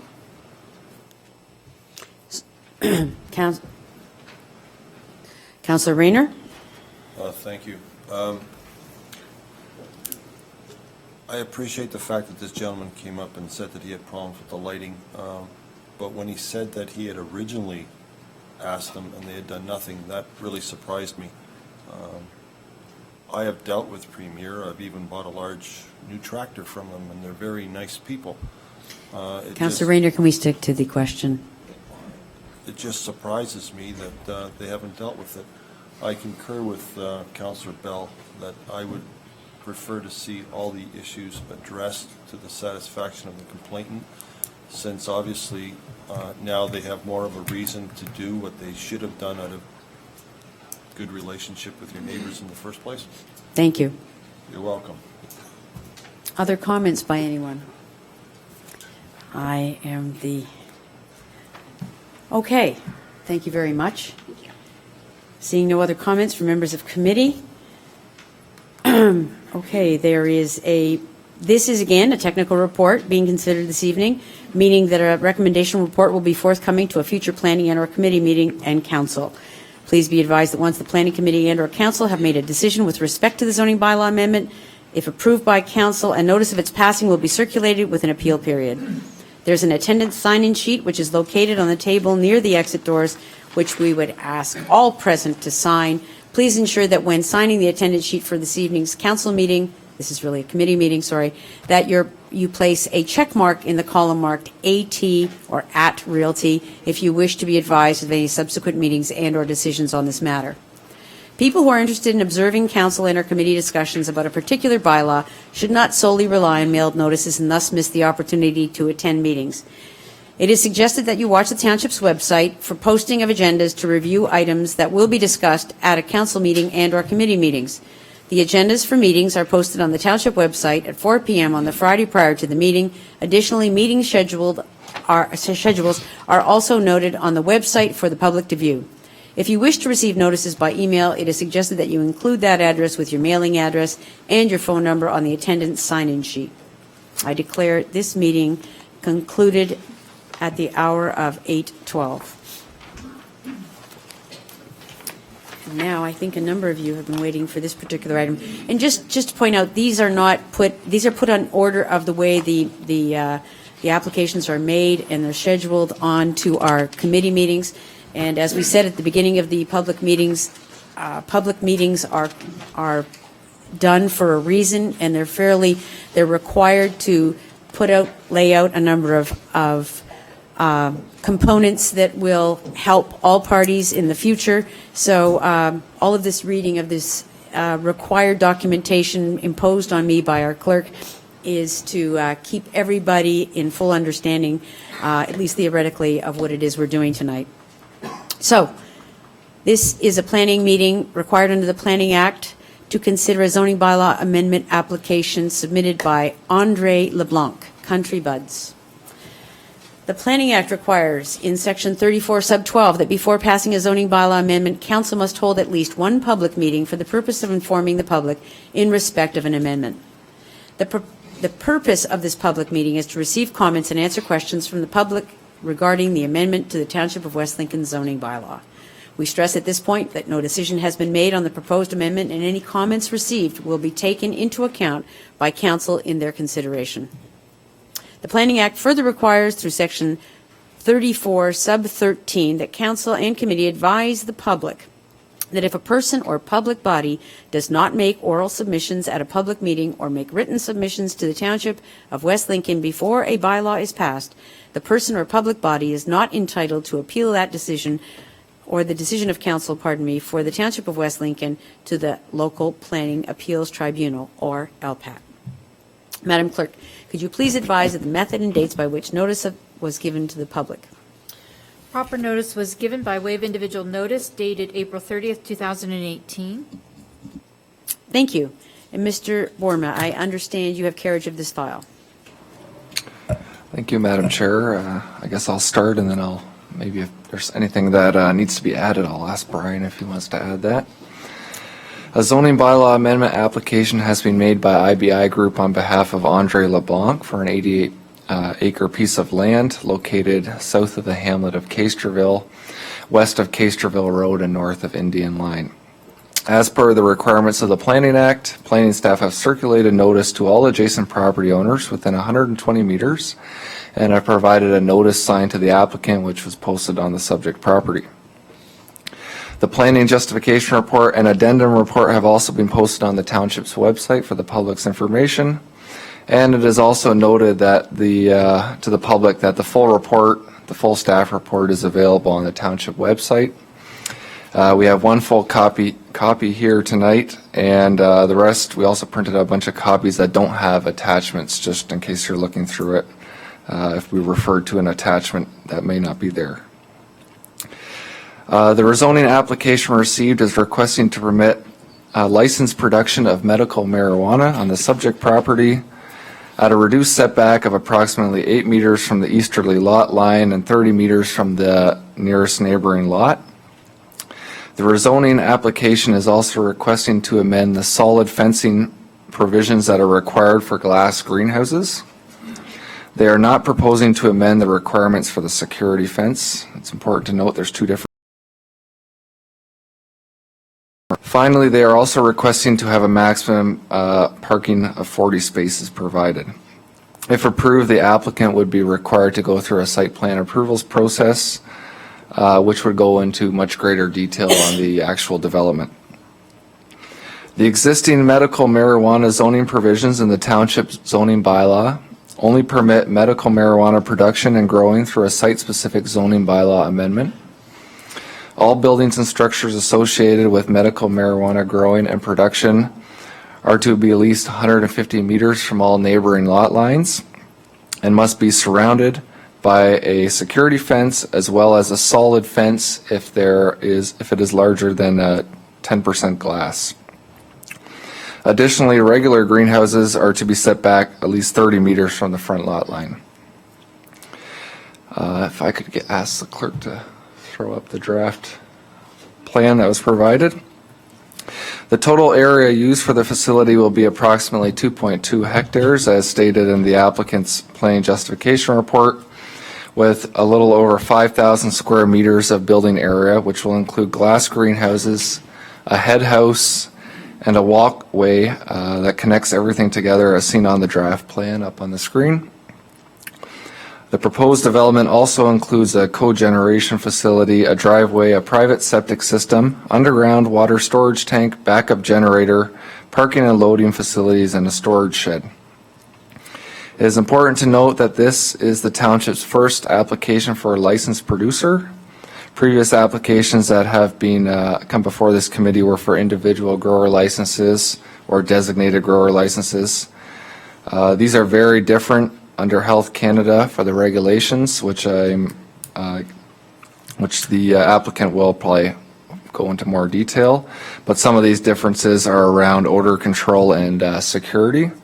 And just kind of gloss over it, licensed producers are required to have 24-hour video surveillance, as well as odor control to eliminate any odor and pollen that may escape under Health Canada's provisions. This application was submitted to the region of Niagara, or was circulated to the region of Niagara and the MPCA for review, as well as other agencies. The region of Niagara has no objection to the proposed zoning, nor will they require an environmental impact study, EIS, at the site plan stage if all the development is proposed outside of the wetland and woodland features as shown on the site plan. And the MPCA also has provided no objection to the development. They were further circulated all the public's comments in case they wanted to offer any additional comments that the public, or in regards to what the public had offered. Niagara Peninsula Energy has also provided comments with regard to the lack of power availability in the area, and that has also been passed on to the applicant for them to address. In addition to the agency comments, staff have received over 30 comments from members of the public. These comments are attached to the report and were also summarized in the staff report between issues and questions. They have been sent to the applicant and agent to provide responses. Initial responses to some of the comments were provided in an addendum report to their initial plan justification report, which was posted on the website, and everyone who submitted comment was notified at that time. However, they were not able to address all the comments prior to us putting together our report. So the planning staff will have requested that they provide an additional document from the agent which addresses all comments received so far, as well as heard at tonight's public meeting. In light of the number of comments received and the need for the applicant and agent to fully address the public's comments, township staff are proposing that a second public meeting be held once all issues and questions received as part of the consultation process are adequately addressed by the consultant.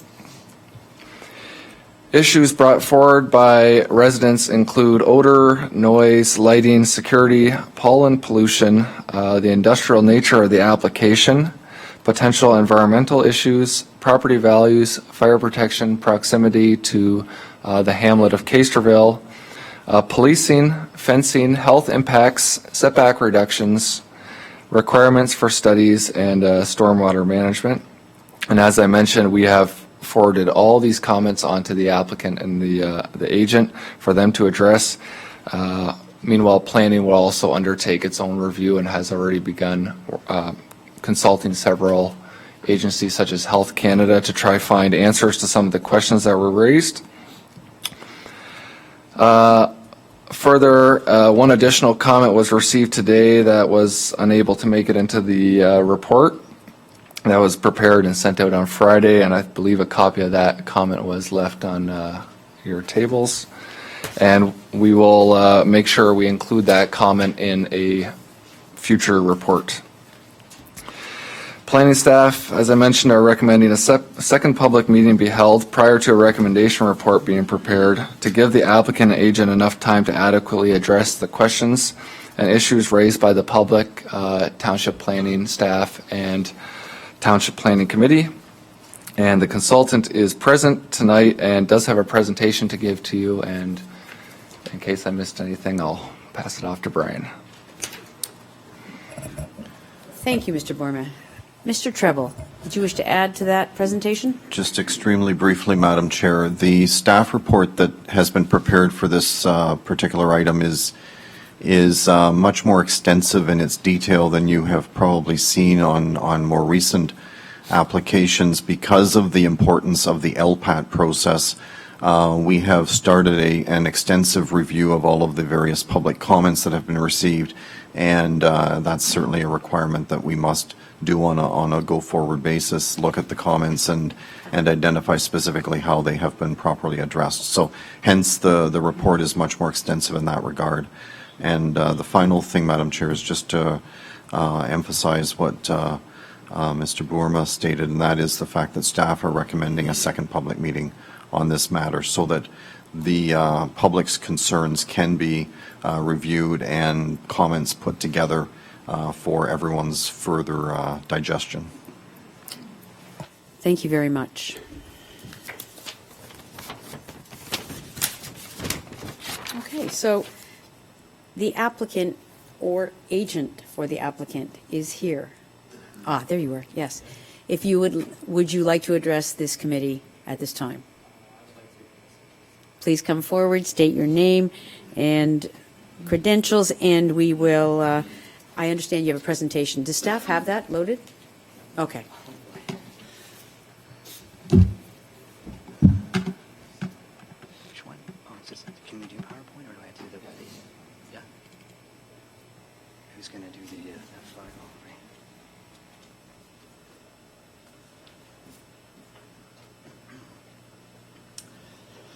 Okay, thank you very much, Madam Chair, members of council, and staff, and members of the public. My name is Mike Crow, and I'm a senior planner with IVI Group. I'm a registered professional planner and a full member of the Canadian Institute of Planners. I'm here on behalf of my clients, and they're here with me tonight. I have two representatives from our project team. So as noted, the business name is Country Buds, and with me tonight I have the property owner, which is Andre LeBlanc, as well as one of the founding partners. And I also have George Kovakov, who's also one of the founding partners. So I'm going to give my presentation. I'm going to focus primarily on our application, some of the details of that. I can certainly speak to the regulation process and some of the details of where we're at today. I'd be happy to answer questions on that. I would just maybe state that if there's some technical questions or related to the business, that perhaps George could join me later for some question and answers. If that's acceptable to the committee, he might be able to deal with some of those matters more thoroughly than I can. So as noted, this is a public meeting under the Planning Act to consider the application for a zoning bylaw amendment. The lands are legally described as Concession 1, part of Lot 20 in the former township of Caister, and of course we're in West Lincoln. The application proposes to introduce a licensed producer, a medical marijuana facility as a permitted use on the subject land, and that's consistent with the Access to Cannabis for Medical Purposes regulations, which I call the ACMPR, and the regulation is SOR/2016-230. The application is site-specific in nature, and it's based on a proposed concept plan we've developed to date. And that concept plan is based on an iterative work with the client, the applicant, on their technical requirements and also our understanding of the regulations themselves, and certainly the townships and regions and provincial planning documents. The proposed modifications deal also with setbacks, and we've heard a little bit about that, and I'll go into some more detail on that, as well as separation distances, fencing locations, and some minimum parking requirements. So as it stands right now, and I don't want to reiterate, I just want to set the tone for why we're here. So in the township official plan, the designation is good general agriculture. There's also a layer of natural heritage system, and I think you've seen that on some of our concept plans outlined in terms of where those features are and the buffers that apply. As far as my review entails, the official plan does not prohibit a licensed producer, and no official plan amendment is required or proposed, so we're dealing strictly with the zoning amendment. The lands are zoned under zoning bylaw 2017-70 as A, agricultural, and we also have this EP, environmental protection, and EC, environmental conservation zone. You will see that the boundaries of those zones are contiguous and consistent with the outline of those features. The zoning bylaw currently defines and regulates a medical marijuana production facility through definition. and also the general provisions 310.3. And just for the purposes of this slide, I've used the existing terminology, but one of the things we're discussing is the migration to terminology and the change in regulations that would pertain to these uses.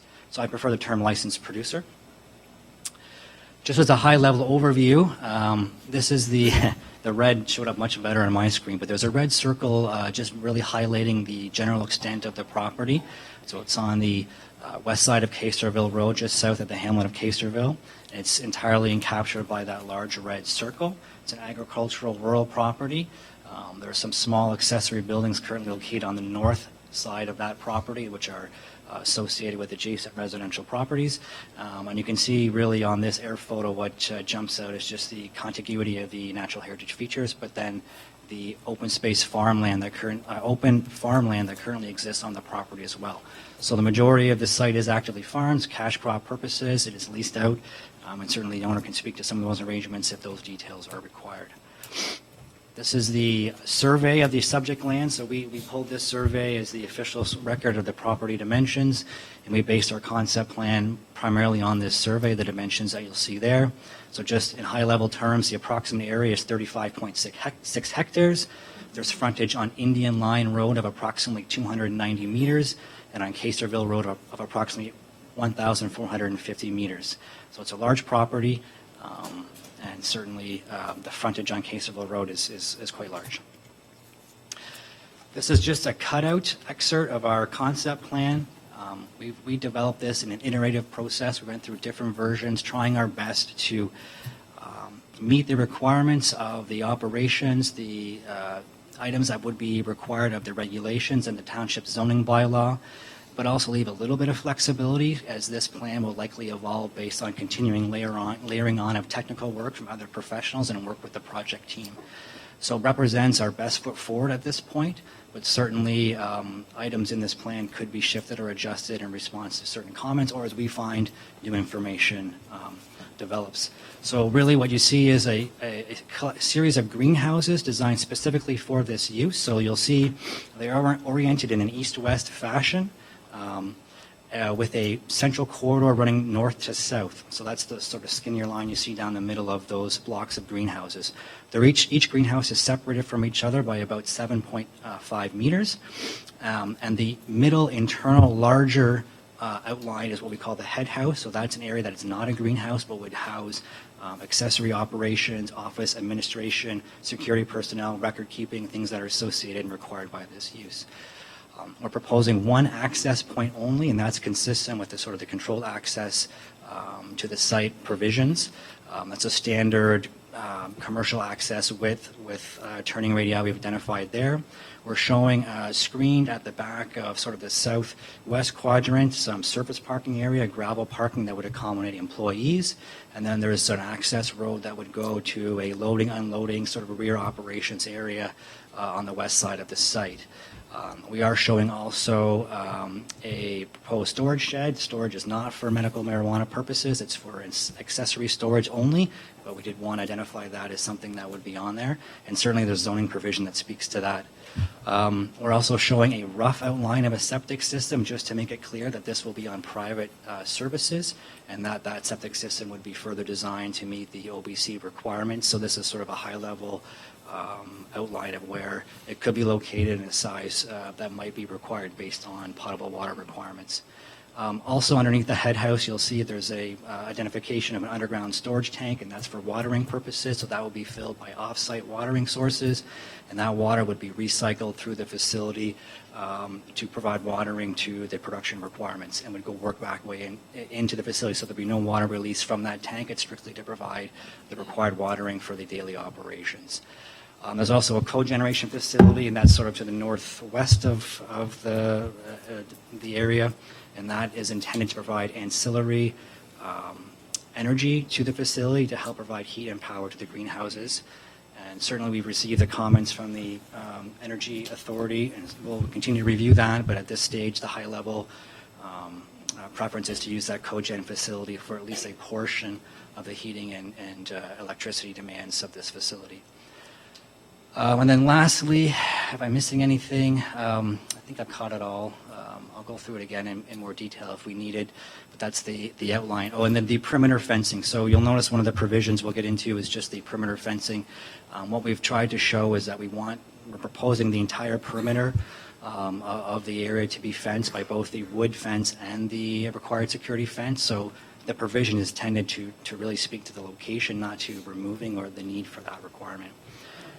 So here's just a black and white view just to give you another context to make some of those elements jump out a little clearer in some of the notations. And again, this is based on our specification requirements to date. In terms of the site stats, so we provided a pretty thorough level of site stats on our submission, on our concept plan. We've identified a potential developable area, a very high-level area of approximately 4 hectares, but within that, we're really talking about a chain link fenced compound area of approximately 2 hectares. The head house, as I described earlier, will be approximately 1,000 square meters or 10,000 square feet. And then we've got these type 1 greenhouses, and there's 8 of those. So 4 modules, 2 greenhouses in each module, and each of those is 750 square meters. So there's just over about 3,000 square meters of floor area for those types of greenhouses. There's 2 shorter greenhouse units. Those have been truncated to fit with the site design. So there's 2 of those modules, and they're each at half the size, so that 390 square meters approximately. The hallway space connecting all those greenhouse uses, we have at about 117 square meters, and then the 185 square meter proposed shed, so that gives us to just over 5,000 square meters of GFA. The lot coverage for all that, if we take just the compound area, equates to about 12%. So on the overall site area, we're going to be much, much less than that. We just thought it was more appropriate to provide the calculation based on the actual compound area. So our amendment really speaks to introducing the permitted use, dealing with the setback location to Casterville Road, dealing with the fencing location, and then we've got a requirement for the accessory building and also the parking spaces. So I've gone through a lot of this already. They're just some of the points to go with the plan. Just gives a bit more context to the specific points on the plan. So if this is part of the public record, at least those who will follow up afterwards can get these details in slide form. We were asked at one point to give a little bit of information, additional detail on the day-to-day operations. So we attempted to do that with our addendum submission. It was a brief submission addressing some of the operational issues. So this slide speaks to some of those. And if you've read that addendum, this just pulls detail from that submission. In terms of the harvesting, it's expected to occur approximately once a week in one of those identified greenhouse areas. So just based on turnover and the ability for maintenance and whatnot, that would equate to approximately 40 harvests per year. The shipping and receiving is expected to occur about twice a week, and that would require 1 transport truck. We have an employee count approximation of 15 to 30 persons. And as I mentioned, there will be some office administration, there'll be growers, quality assurance, management, and security personnel. There's a whole range of required personnel that would be within that number. The daily car traffic would be from employees, so there's no retail or general public visitation to the site allowed. It's restricted access. So as part of the submission, we were hoping to make it clear that this type of facility is different in terms of regulation and requirements than maybe others that the township might have seen on other properties. So my review of the regulations shows a clear distinction between what would be termed a designated grower, which we're not proposing, and a licensed producer, which we are proposing. And so within the regulations, that's a very important distinction in terms of the requirements of the operator, the security clearances, and what's permitted on site. So I've just made a notation here to Division 1 of the regulations that deals specifically with the licensed producers. So everything under that division would apply to this proposal. Okay? Anything under the designated grower would not apply to this proposal. And so in order to obtain and maintain that license, the applicant, the operator, would always have to be in full compliance with those Division 1 requirements. Okay? Included in that, we've touched on this briefly, is a requirement for a form of odor control. So provision 61 of the regulations speaks exactly to that requirement. The wording really states that wherever the material is present, an odor control system must be installed. The proposed greenhouse units are modules, and they're designed by a company called Ceres, and they've been designed specifically for this purpose.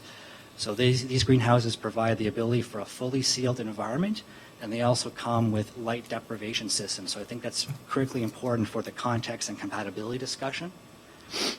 In terms of the noise, by my estimation, I don't see anything here that we've shown on our concept plan that would be atypical of greenhouse operations in terms of fans or mechanical equipment or potential loading or equipment.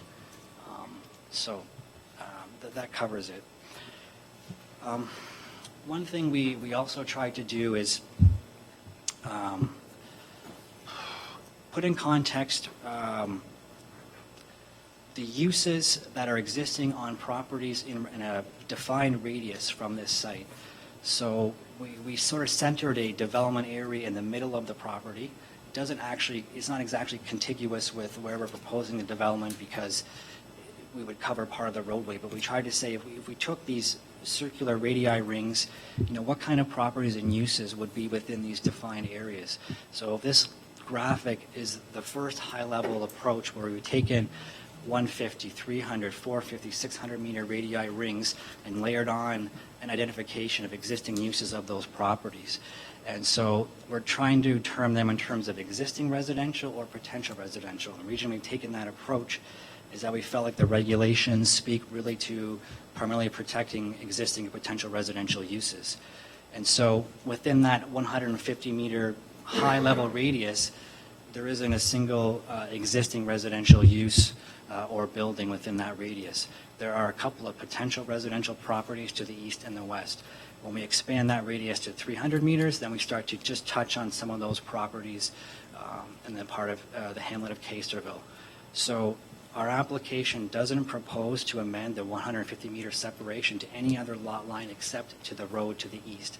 And this graphic is trying to show you why we've done that, because really we're not going to encroach on that setback anywhere else on the property. And this is just a zoomed in view of just the 150 and 300. And we could shift the circle over to cover the development area. It was just getting a little bit wonky with the properties we were identifying, so we just want to keep it focused to touch the east and west lot lines to give sort of the wider radius. But that's the basis of our understanding of the regulation and why we're not proposing any other amendments to that provision. Just for context, I'm aware of other facilities proposed or in proposal in other municipalities. One of my colleagues did some research on facilities in Grimsby related to an application he was looking at in Hamilton. These slides are borrowed from his presentation. So here's just an air photo of 4 greenhouses in Grimsby. There's no identification of the type of greenhouse, what they're for. They're just existing operations. And you can see they're all different in terms of their size and their shape. This particular facility, I'm not going to mention the name, but it's recently been converted to a production licensed producer production facility. So it's a converted existing operation that's been converted. And this is what you would see from the road. On the left is what we would call a regular greenhouse, something in Grimsby that does not have the licensed producer designation or permission. And the one on the right does, and that's the facility I just showed in the previous slide. And in my mind, I've been to this site, I've walked the perimeter. The only clear distinction is that security fence. You can see the security fence around the perimeter. If you didn't know that was a requirement, you would have really no indication this is a production facility. So that's my own research into the issue of existing facilities. So I just want to reiterate, this is a licensed producer as defined and regulated by the regulations. The sole focus of this business and the ability to operate at this location is based entirely on obtaining and maintaining that required license. It's very different from the designated grower. So in addition to securing the zoning permission, we must continue to work with the licensing process and the inspection process of Health Canada. And just for that, on that note, this is just straight from Health Canada website. I don't think you want to me to read this word for word to you. Essentially saying they reserve the right to do their routine inspections and take corrective action. So they're taking responsibility for the licensing process and for any non-compliance with an issued permit. And it's very clear in this regulation wording what they expect. And then I think that I've seen some potential implications that perhaps there's something about this facility that's not in accordance with the regulations, or it might be trying to do something different. And It's strictly for medicinal marijuana, medical marijuana production purposes. And I pulled this question and answer from the current Health Canada website in terms of the other things that are going on in the legal universe related to cannabis. And this specifically, it reiterates that the medical marijuana licensed producer ecosystem will continue to be monitored and reviewed and regulated by these regulations and not by something else. So it's not anything unrelated to that. And that's it. I'd be happy to answer any questions at this point, or if it's preferable, we would listen to the public comments and we could come back up and try to address those as may be. Thank you very much for that presentation, and I hear your comments. If it was not your intent to bring Mr. Gokov?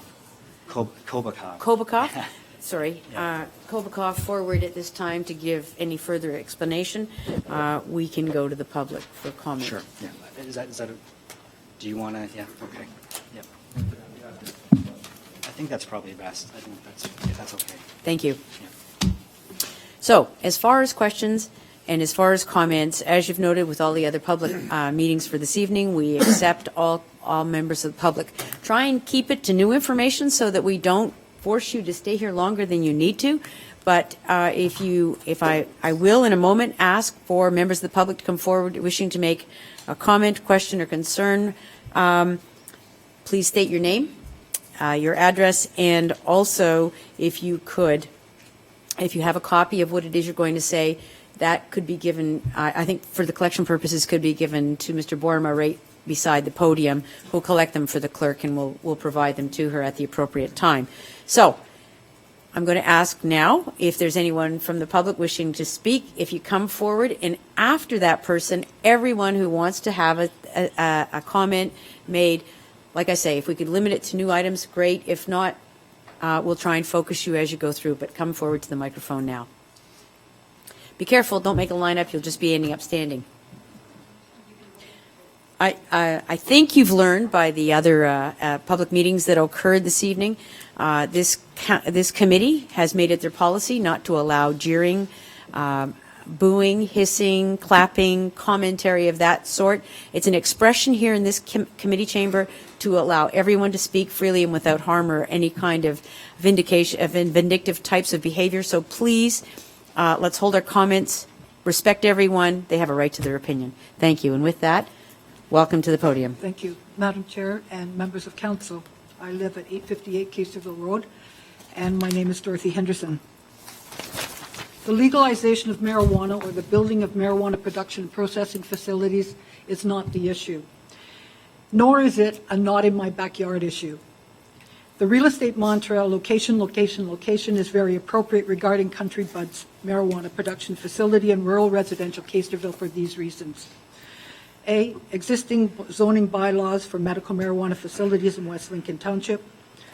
B, medical marijuana production facilities are pharmaceutical industries. C, the impact on the natural environment. And D, the impact on residents and residential life.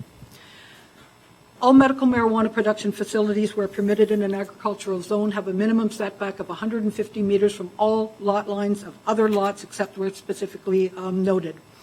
Country Buds asked for a 30-meter setback instead of the 150-meter setback as required in the zoning bylaws. The West Lincoln zoning bylaws already in place for medical marijuana facilities were developed to provide maximum protection to residents and surrounding environmental areas.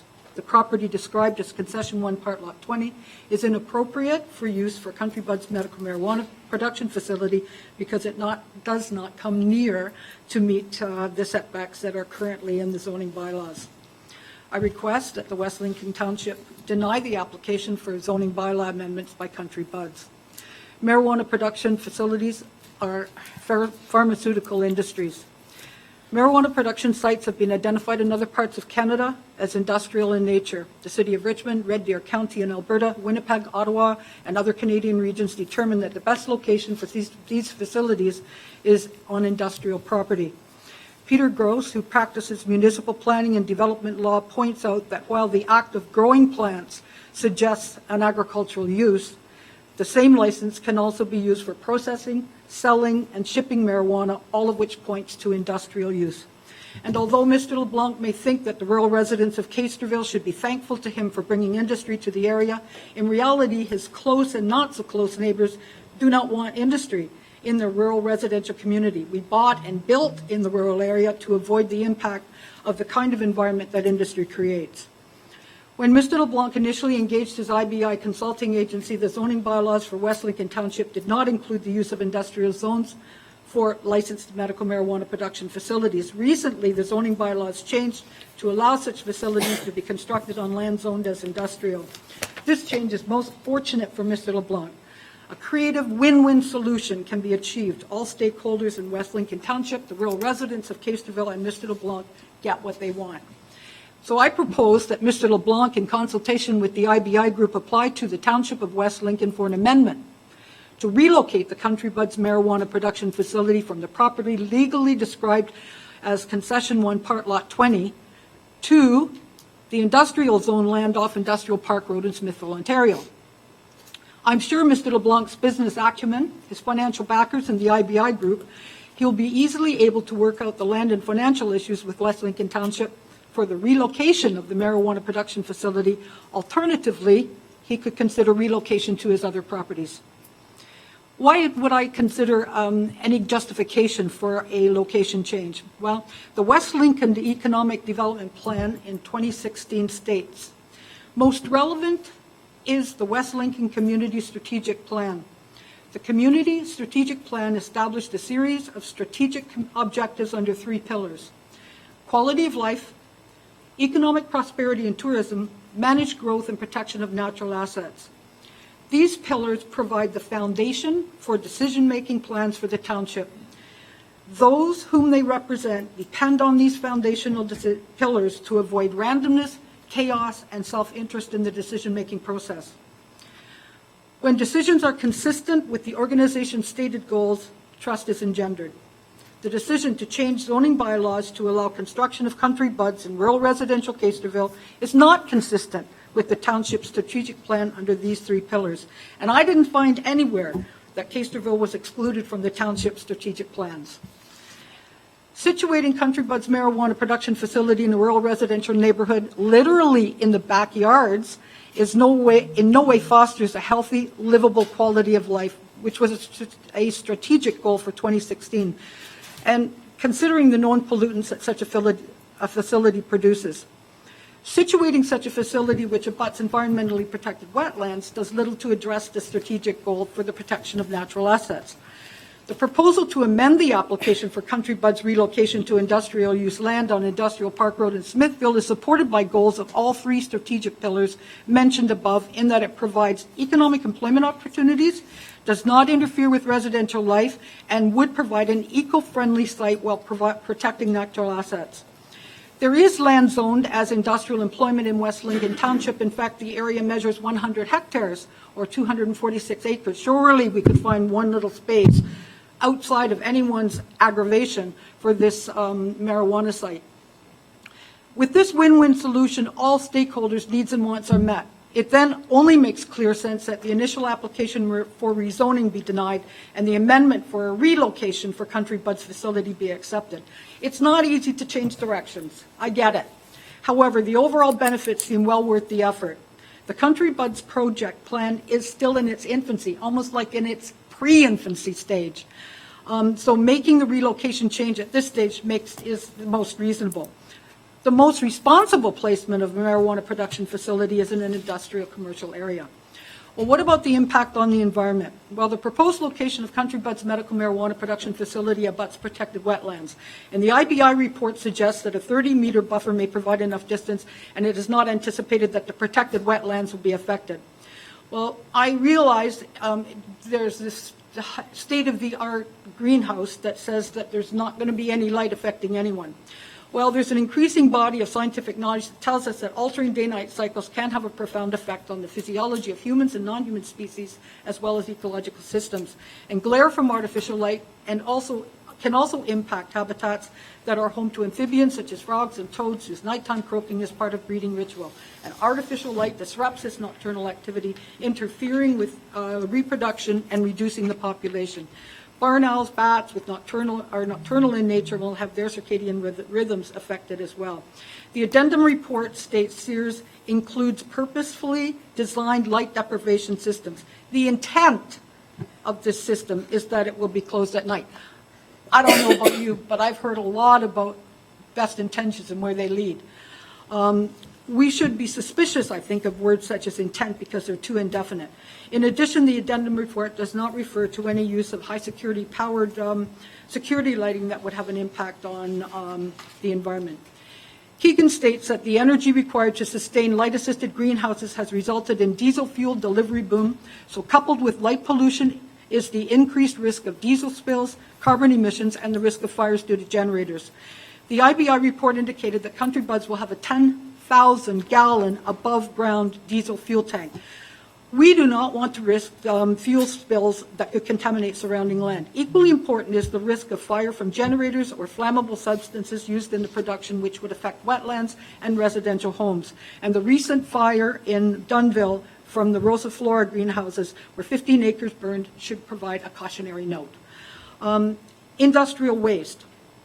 The Country Buds facility will have a septic tank with weeping beds. Industrial wastewater in the production and processing of marijuana should not be discharged into an on-site septic system. On-site septic systems are intended for domestic use. Dangerous waste may include waste pesticides, waste fertilizers, concentrated THC waste, waste flammable substances, and other substances used in production. The waste will leach into surrounding protected wetlands, water table, and soil. And if you have a septic tank on your property, you know where the grass grows greener, and that's where the septic leaks out. So, it's going to happen. There's no question. The IBI report uses lots of words and phrases such as might, could, not anticipated, not sure at this point, later in the planning and design stage, and we heard some of that already. So there are plenty of examples of other companies that promise no damage. Take a trip down the 401 to Chatham-Kent. The North Kent Wind Company installed wind turbines in geologically sensitive shale. Rural residents warned Environment Canada of the inherent risks of installing wind turbines in this unique geologic area. But the wind turbine company said their model in the planning and design stage showed no risk to the water table. Guess what? North Kent Wind Company model was wrong. The Chatham-Kent area was dubbed in a special CBC report the land of black water. The company does not admit responsibility, and it took Environment Canada 1.5 years to respond to residents whose wells were dry or their water was black. Environment Canada then went on to declare that the wind companies were not responsible, despite the fact that nothing else had occurred in the area except the wind turbine installations. Rural residents were left holding the bag. We must not be willing to endanger our environmentally protected wetlands. There's also no mention how vegetative waste will be disposed, and these wastes from medical marijuana facilities are considered hazardous medical waste and cannot be put into regular landfill sites.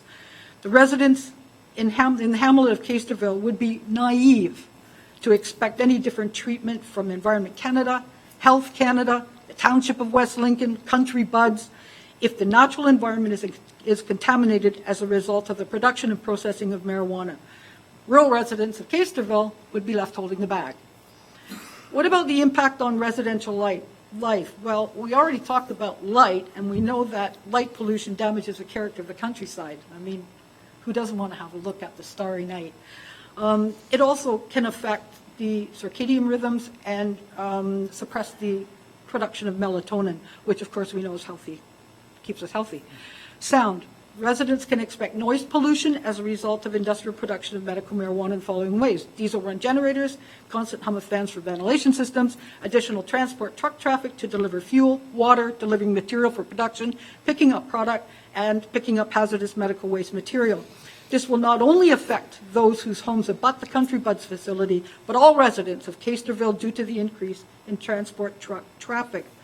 As well, there will be further degradation of our rural roads and bridges, which are already in poor condition, having received an F on the infrastructure report card. The addendum report states, and I quote, "Noise is not expected to be an issue of concern." And the IBI's Freudian slip here leaves me thinking that noise is exactly what we can expect. People have the right to choose their acoustical environment. It should not be imposed by others. Odor. The skunk-like odor will permeate the entire community, and more importantly, those whose homes abut this facility. The IBI report includes resources that suggest that odor can be controlled. And with the number of communities across Canada and the United States complaining about the smell, the problem of cannabis production stink is far from resolved. And the last page of the IBI justification report has an ad for a company called Fogco, which purports to eliminate odor and has been in business for 25 years. Don't put any money in stocks in that company, because if they say they eliminate the odor, they haven't been doing too good a job, because the company couldn't have infiltrated the pot grow-up market or the stink issues from Pelham, Hamilton, Niagara-on-the-Lake, Fort Erie, St. Catharines, British Columbia, Washington State, Oregon, California, or Colorado would be resolved, but they're not. Oh, and by the way, I did contact the Fogco company. Nobody responded to me, so that's not a very good sign either. Our neighbors in Pelham have been complaining about this, and no one can or will do anything. West Niagara Member of Parliament Dean Allison said it's up to Health Canada to regulate and enforce its regulations. But not much of that happens, despite the fact I realized that you said in your report that, oh, yes, Health Canada is right on top of it. Well, guess what? They're not. So complaints can be made to Health Canada, but how effective will this supervision oversight be? It sure hasn't turned out very well for the communities complaining of the stink of pot. BC Mayor Jack Frost said it can be really annoying when you're having to put up with the smell of skunk day in and day out in summertime when you can't sit on your deck and have a barbecue because the smell is so intense. We wait all winter for good weather so we can enjoy the outdoors with family and friends, and it just doesn't seem fair that the livability of an entire community is set aside for Mr. LeBlanc's desire for capital gain. The initial IBI group report and the addendum report used the same words, such as the intent, it's not expected, not into may affect, but later in the design stage, and it's not good enough. It's not good enough to protect the residents and residential life or the natural environment. The rural neighborhood. Commercial marijuana production facilities are not compatible with rural neighborhood character. They also endanger the safety of rural residents and ecosystem functioning. The smell, noise, and light pollution have potential harmful social and environmental impacts. Zoning of cannabis operations in rural residential areas is irresponsible and should be limited to commercial or industrial zones only. After all, we've chosen to live in rural Casterville to enjoy the unique characteristics of rural life, not to be bombarded by the pollutants of any industrial facility. Some questions. In case of fire from diesel fuel spills, flammable solvents used in production, generator or electrical system malfunction, what plans does the Township of West Lincoln have to provide fast and effective fire department response? It is not beyond possibility to have an out-of-control fire like the Rosa Flora greenhouse in Dunnville that burned 15 acres. In this scenario, if winds are in the right direction, residential homes are at risk. 2, what is the plan for the disposal of vegetative waste? The waste from a medical marijuana facility would be considered hazardous medical waste. Will there be a separate landfill site from the general landfill sites to avoid contamination? And will there be trucks specifically designated to pick up hazardous medical marijuana waste only? 3, what strategies does the township have in place to manage problems and complaints arising from any marijuana production facility built anywhere in West Lincoln? 4, what information does Council have from Niagara Peninsula Energy regarding the power grid necessary to provide the kind of energy to operate this type of facility, and what impact will that have on residential hydro rates?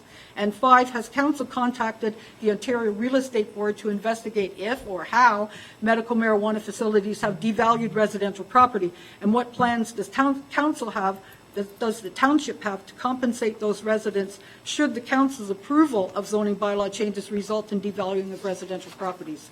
In conclusion, the application by Country Buds to amend zoning bylaws must be denied, as the risks to rural residents and the environment are too great. The 100 hectares of industrial employment zone land provides an alternative location for the Country Buds medical marijuana facility.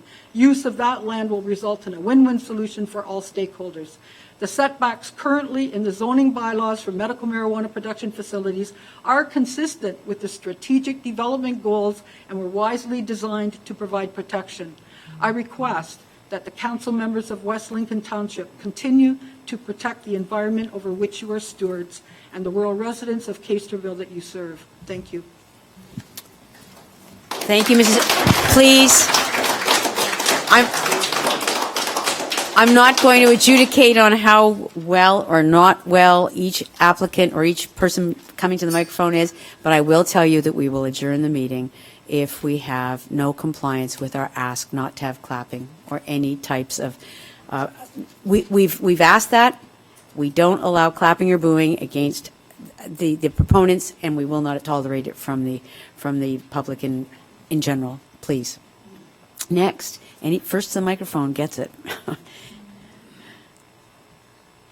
Hello. I apologize beforehand because I've never spoken in front of the council before, so perhaps I will not use the respective titles that you so deserve. Not to worry. Okay, Just talk like it is. I am Brenda Van Dyke, and I live at 765 Casterville Road in Canfield, but I'm physically right on Casterville Road. I'd initially like to address just the IBI group, just trying to get a little background here. I just wondered, how long did it take to prepare this report, and how many individuals were involved? They won't answer your questions. No, they won't answer any questions? No, you can put those forward. Okay. And you can leave them with us. And when Okay. it comes time for council to ask questions, number of council members may ask those for you. So, All right. sorry. Now, next then, I would just like to say that I have, done a little bit of research, and they're a reputable company. They are considered urban developers, and their model is we build cities. So the vision is what we have here in Casterville is not to build a city. The community purposely moved away from that exact spot. I grew up in a farm in Caledon, Ontario, and I moved to Hamilton to attend university and find employment. The minute I came to the city, out of necessity, was the minute I set my sights on living back in the country. For 30 years, I worked 2, sometimes 3 jobs, upgraded my education for better wages. I fell into bed at 9, got up at 2, as that's when my day started. I scrimped and saved because my dream was a country home. I met my husband, and we shared the country dream. By the age of 50, we were finally able to realize our dream of a country home with no mortgage. Our many years of hard work and sacrifice paid off. We moved to the country for the quiet, for the fresh air, for the trees, for the wildlife, and to grow our own food. Now, this way of life that we have worked so hard for may literally go up in smoke. It will destroy me. Perhaps not physically, but emotionally, and my mental well-being will be in peril. I cannot even face the fact that 30 years of sacrifice could be taken away by a development located on a site that is not all suitable or compliant. I'm actually concerned about the validity of the report itself. As previously mentioned, there are a plethora of omissions, missing points and linear listings, excerpts of paragraphs only, and truncated sentences. If a document has 4 pages and only page 1 and page 3 are presented, it is neither informative, conclusive, or legal. Some maps I found that were provided were not legible. Some referenced no lot numbers when making determinations. Some were convoluted. Some circled general area I find that were not at all specific. I just wonder, I guess you guys can answer about that. I'll ask that question when you read. When taken out of context, any written material partially presented could mean an entirely different thing. They have drawn conclusions to make statements that are unfounded. The verbiage used represents legal loopholes. Qualifiers like amongst other things, concept plan can be modified, which has been stated several times, appears to be, generally complies. Well, it's kind of means sorta complies. Not our intent at present. All loosey-goosey, open-ended words. This verbiage, not being definitive, is used to sidestep real commitments, making no group, persons, or business accountable if the outcome differs. We will have no legal recourse if this proposal is accepted as is, and I fear the wording as such will mean even dictatorship by council will be ineffective. Council does have a due diligence obligation to constituents to verify the accuracy and information in the report, confirming all the facts. This was a huge undertaking. I can't even imagine. I just wondered how it was done, like if page 1 to 25 was assigned to one councillor and 25 to 50 to another, or did everyone have to take it as a collective or look at it as a whole? So that was I just wondered, my God, how did you even manage? The mayor has been asked to sign an agreement of this proposal. By signing it makes the document binding and contractual. No one can make an informed decision without all the information. Now, a zoning bylaw modification request has been made to bylaws that were implemented in June 2017. Council worked many long, hard months and did an excellent job on constructing these carefully designed regulations. I don't understand why in less than a year the rationale for a change except to accommodate one proposed development. Surely they were designed for long-term use. Zoning bylaws are laws put in place for an entire municipality. If it does get changed, you'll be setting a precedent for future requests of a similar nature. And I'm a little confused. I can't really, if you could, I guess I can't, you can't answer any questions. I was going to ask exactly what is being moved from this Zone A to a Zone A2 or A1. At first I was told it was A1, and now I think it's A2. Like the accessory buildings under A1, the package shipping and sales, is that being moved over to A2? The office and administration from employment Zone M, is that being moved over to agricultural A? So Mrs. Van Dyke, you ask those questions right now. You just put them out there. Oh, okay. And then when we go through this, our staff and council members may ask those questions, but we'll try to get those resolved. Okay. So if you've got questions that haven't been resolved, that haven't Okay. been answered in the addendum, just ask them now. Okay, so I am asking those Yes. questions. What has been moved from one zone to the other to accommodate this new, or this, not a new, but this A2? Is it A2 that it's going to? So if I could, Madam Chair, while you're blowing your nose there, Excuse you can ask all the questions. We will not give you answers at this particular time. Okay. But what the chair is saying is you put out those answers, Okay. or sorry, put out those questions, and we will take your report, what Okay. you're reading, and planning staff is writing them down, so you will get those answers, great. okay? Okay, thank you so Just much. not right now. Okay, thank you. Thank you, Mr. Mayor. So a modification of a zoning bylaw needs to comply with specific acts and policies. Just a couple of them. On page 10, the Ontario Planning Act, in respect to the zoning bylaw amendment, states in point 0 or point O, protection of public health and safety, and point P, the appropriate location of growth and development. There may be other relevant information, but like I said, points D, E, F, G, I, J, K, and L are missing. Page 12 of the Provincial Policy Statement 2014, subsection 1.1.1, point C, stipulates avoiding development and land use patterns which may cause environmental or public health and safety concerns. Their IBI Group's planning comment, the last sentence is not finished, as I believe it would not suit their purpose to complete it. And the concept has been designed to avoid impacts to adjacent, and it doesn't complete it there. But the policy statement says it's to avoid development, not avoid impact. So, anyways, the zoning bylaw modification has significant ramifications. As stated in the report, the main purpose of the zoning change is agreement of the principle and is permission for the land use as medical marijuana production. So it gives permission for the land to be used for the facility before the other variances are approved. Do we as constituents have the right to appeal a zoning bylaw modification? There are many site amendment variances being requested in order for the location to be accepted. I'm a little confused because I believe there are 7. There's initially the zone modification, the site rezoning, the 8-meter from east property line, the 30 meters from property line, the relief from security fencing. But I thought that the security fencing had to go around the perimeter of the lot, not the perimeter of the compound, and then there had to be a solid fence that abuts every lot that has permissible use for a dwelling. So I just kind of would like that confirmed if that's exactly my understanding, or if I'm a little off side here. As well, the accessory building setbacks, how many buildings, how many sides of the buildings do not meet the existing setbacks? Would each one be considered a separate variance? The size of the greenhouses and accessory buildings, according to the formula, has all that been met and confirmed? I just happen to know in the Hamilton Wentworth official plan, they do have a cap on their marijuana greenhouse facilities of 22,000 square feet. I just wasn't sure if the Township of West Wingan's plan had anything to that nature. Also, the parking spaces, I'm not sure how the 40 was determined. In one place it says minimum 40, another place it says maximum 40. So I know it's a formula, and I printed off the zoning bylaw and tried to come up with the answer to that on my own. But I just couldn't get there.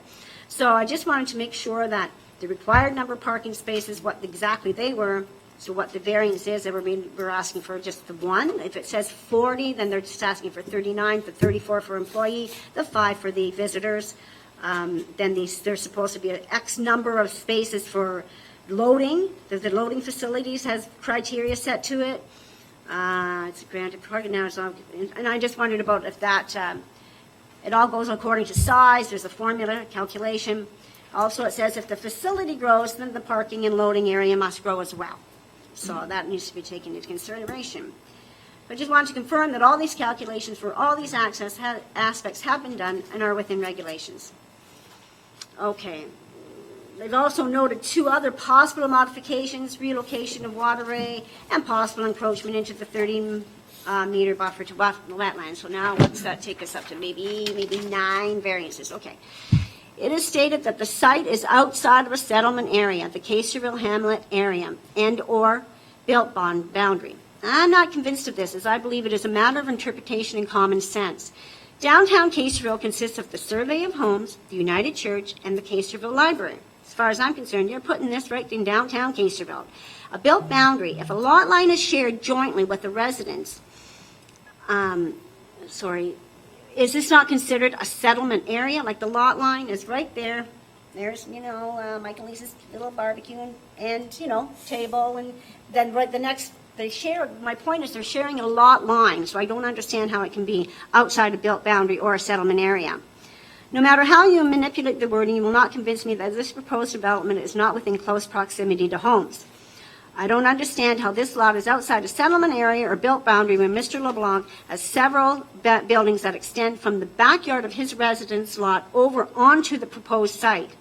Don't these buildings make it a settlement area? Hasn't he extended the settlement area himself?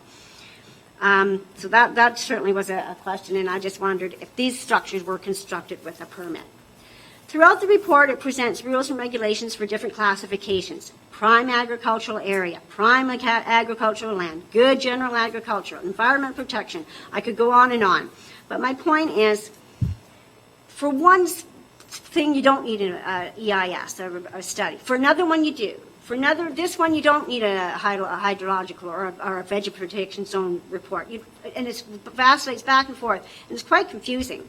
I'm just thinking any decent person with moral fiber and a conscience would want and agree to do all these reports, regardless if it was required or not.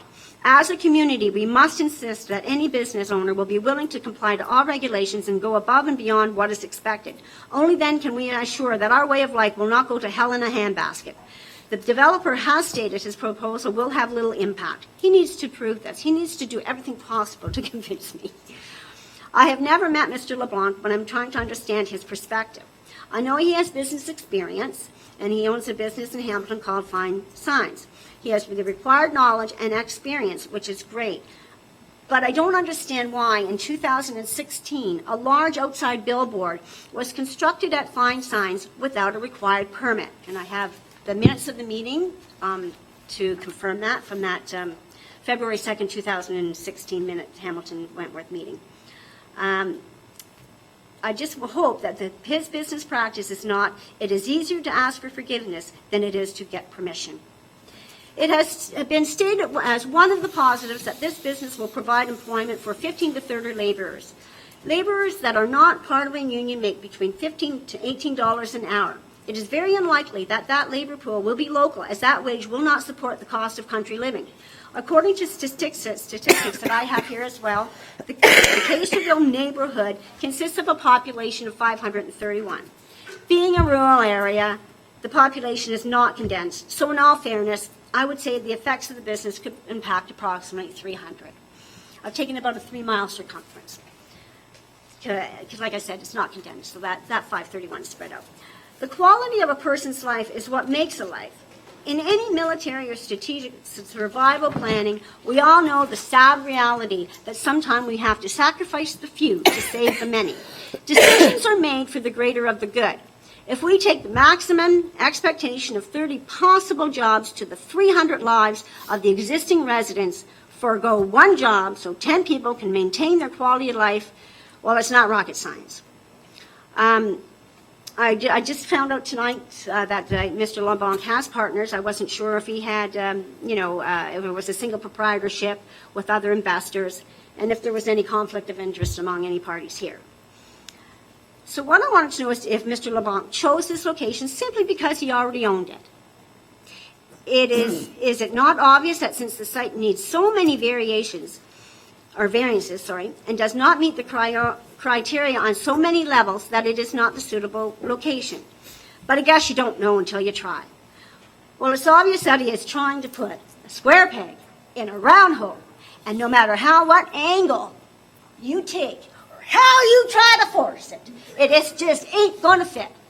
This development is not a good fit for Kasterville. Thank you. Thank you very much, Ms. Van Dyke.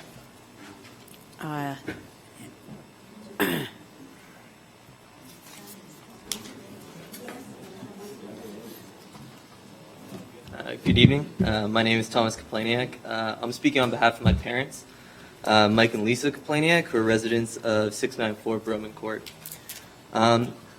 So tonight I brought with me a petition signed by 104 residents of and around Kasterville asking the township to deny this application. These are my parents' words. We would like to start by asking the mayor and councilors to respect the township's existing bylaws. The bylaws that you put a lot of thought and work into the protection of residents and communities of West Lincoln. First is the point of reducing setbacks to 30 meters from all neighboring lot lines, including the 8 meters from the east property line, Kasterville Road. With such amendments, you're being asked to reduce the setback by 80%. That is not a minor amendment. We do not believe this amendment would be in the best interest of the township and its residents.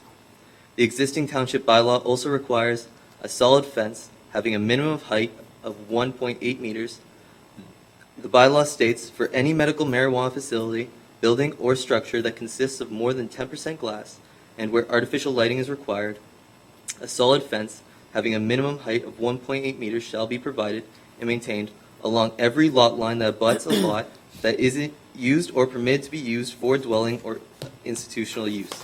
Another important step taken by the mayor and council to protect its residents and communities. So we ask again, why would the township give relief to such an important bylaw? Before I continue, I'd first like to note that through our research, we have found that with regards to the current federally licensed growing and production facilities listed in the justification report submitted by IBI Group, over half of these facilities are fully enclosed industrial site buildings, not greenhouses. Of all the greenhouse locations we could find, none of them are situated as close to a hamlet as this proposal. This facility's location is cited to only be at 250 meters from a residential community, affecting over 80 homes in a 1.5 kilometer radius. As reference, the site in Pelham that is causing numerous problems is located 750 meters away from their residential community.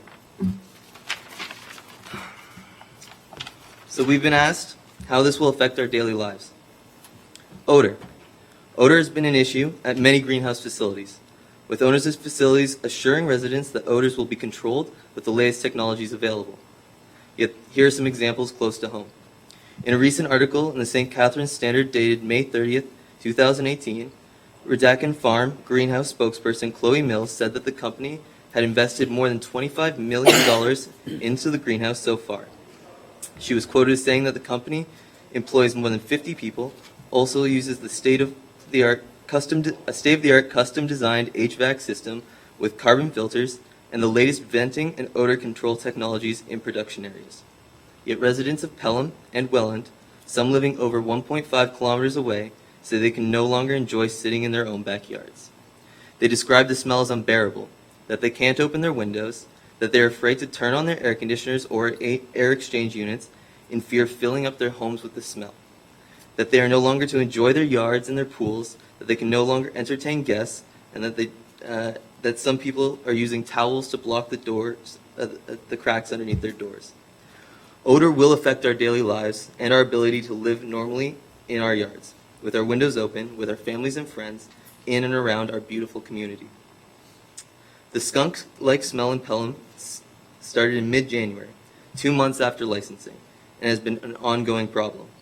On February 2nd, 2018, Pelham Niagara posted on their website, licensed marijuana facilities in Pelham, what you need to know, and goes on to say that if you smell one of Rural Ontario's newest agricultural odors, you are encouraged to contact Health Canada directly. You may also want to notify the town and your member of parliament. As the licensed marijuana growing facilities begin or continue to operate, it is important to remember that they are federally regulated by Health Canada, despite being physically located in our town. Yet in the Pelham paper, The Voice, the article, Pot Odor Leaves Some Residents Fuming, they state that a representative from Health Canada advised them that though marijuana production is indeed regulated at federal level for citizen complaints related to odor, that they should contact their contact representatives at the municipal level. That the Ministry of Environment and Climate Change makes it clear that odor falls under the town's jurisdiction. It reads that the Ontario Municipal Act gives municipalities the authority to regulate odors. Municipalities also have bylaws that govern zoning, operational permits, and waste handling, etc. That Health Canada guidance documents assert those areas within a site where cannabis is present must be equipped with a system that filters air to prevent the escape of odors and pollen. However, it is just that, a guidance document that does not carry force of law. All this resulting in a case of everyone trying to pass the buck with no real solution for residents.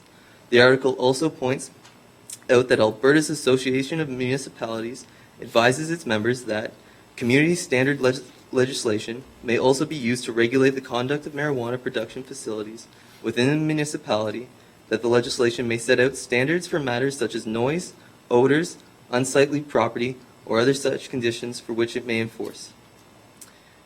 It then referred to a BC bylaw passed overseeing the manufacture, growing, storage, and transfer of disposal of a substance that emits odor, fumes, or particle matter that disrupts the enjoyment, comfort, or convenience of individuals. Does the Township of West Lincoln have such a bylaw? And are we prepared for such problems? And will you be able to offer a real solution for residents? A state-of-the-art technology that clearly doesn't work cannot be the only answer. There are many other articles from residents across Canada outlining the disruption to their daily lives due to the federally licensed marijuana growing facilities and production facilities. So we believe it is fair to say that we have great concerns that odor will affect all of the residents in Casterville and possibly many more. Lights. In the justification report, concerns about lights and their impact on local residents and environment are addressed with light dampeners. This facility will be extremely close to residential homes, and the fact that plants need very long periods of light, we have serious concerns about the effectiveness of these dampeners. There are newspapers reports out of BC that state the state-of-the-art dampeners used there are ineffective, and backyards are now like daylight in the middle of the night. And again, we question a facility such as this so close to residential homes and ask, what will the response from the township be if this is approved and the lighting is a serious issue, or the use of dampeners, if they are effective, is mishandled? Daylight conditions in the dark of night would greatly affect our daily living and health. Noise. Similarly, are concerns about noise and our ability to peacefully operate in our own homes and yards as we currently do. We believe due to the close proximity of a facility like this, there will be unavoidable outcomes, and that the township should take the steps now to prevent this infringement on our daily lives. Noise, we believe, that will arise from the diesel generators, which of course will be used due to the fact that the 37,000 liters of diesel will be on the property, industrial fans, and increased truck traffic. What will the township bylaws for decibel levels created by such things as diesel generators, industrial fans, and truck traffic moving through our community over roads currently insufficient to handle this kind of an increase be? Noise will affect our daily lives and our health. Traffic. The justification report states that no traffic studies have been done. Is this correct? If they have not been done, why not? Is there information available that shows the average daily traffic generated by similar facilities? We need to consider the 39 plus employees, water trucks bringing in water for the 220,000 liter storage tanks, trucks bringing in the 37,000 liters of diesel, delivery trucks bringing in soil, chemicals, pesticides, along with other equipment needed for the daily production of marijuana, as well as the vehicles picking up the finished product. How will this affect our roads and our bridges? How does the township plan on dealing with premature wear and tear that may be caused by this facility in its construction phase and throughout its operational lifespan, and who pays this cost? Emergency response. Police. Federal regulation lays out extreme protective fencing and security systems to be used for marijuana growing and production facilities. This must confirm the very real potential for bringing crime to our area.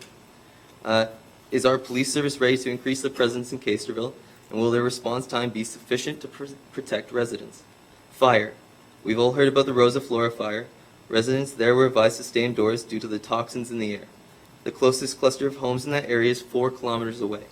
Again, this facility being proposed tonight will only be 250 meters away from our community of homes. What kind of toxins will we be exposed to? Is our township ready to respond to such a disaster? And can it guarantee the safety of its residents? Waste and waste management. Here's what we have learned about waste and waste management within regards to marijuana growing and production facilities. Health Canada requires that the plant waste, which will be massive for a facility like this, be rendered inert and unusable. Current methods include mixing it with cat litter and putting it in a landfill, incinerating it or shredding it and mixing with other organic materials and composting it. This is a difficult task and takes many months, causing very strong odors and requires large amounts of space. Incinerating it is not an option for most, and therefore most facilities dispose of their waste through local landfills. How is this facility proposing to handle the large amount of bio and plant waste it will produce? Is the municipality prepared to handle the waste? Do we know the average waste per kilogram produced, and will this be regulated? Or dumped on the property, contaminating the wetlands, what is the method for getting rid of the waste? Unbearable smells will come with improper waste management, and this is a huge concern of ours. Electricity grid. Is the existing grid sufficient to power the 54,000 square foot facility, with 40,000 square feet being greenhouse requiring lighting? If not, what will the taxpayers be on the hook for the upgrade? Was there any study done to determine this? Our area already has more blackouts than a typical urban area. If we start seeing more blackouts due to power drain, will council force the facility to pay for grid upgrades? Or is this the reason for the diesel generator? Will there be limits to the duration and time these generators can run? What guarantee will the township give the community that these generators will not be running at all hours? And if they are, what penalties will be in place to control? Calling Health Canada is not an answer. We would like to see a study done to show the average energy consumption of similar facilities. Can our existing grid sustain that amount of energy? And how many hours per day of power generation will be required to fulfill the needs of this facility? Taxes. Medical marijuana growing and production facilities consume municipal services, including but not limited to waste removal, electricity, water, police, fire, road infrastructure. Allowing it on agricultural land for agricultural use. How does this affect the facility's tax rates? Will it be sufficient for the services it is using?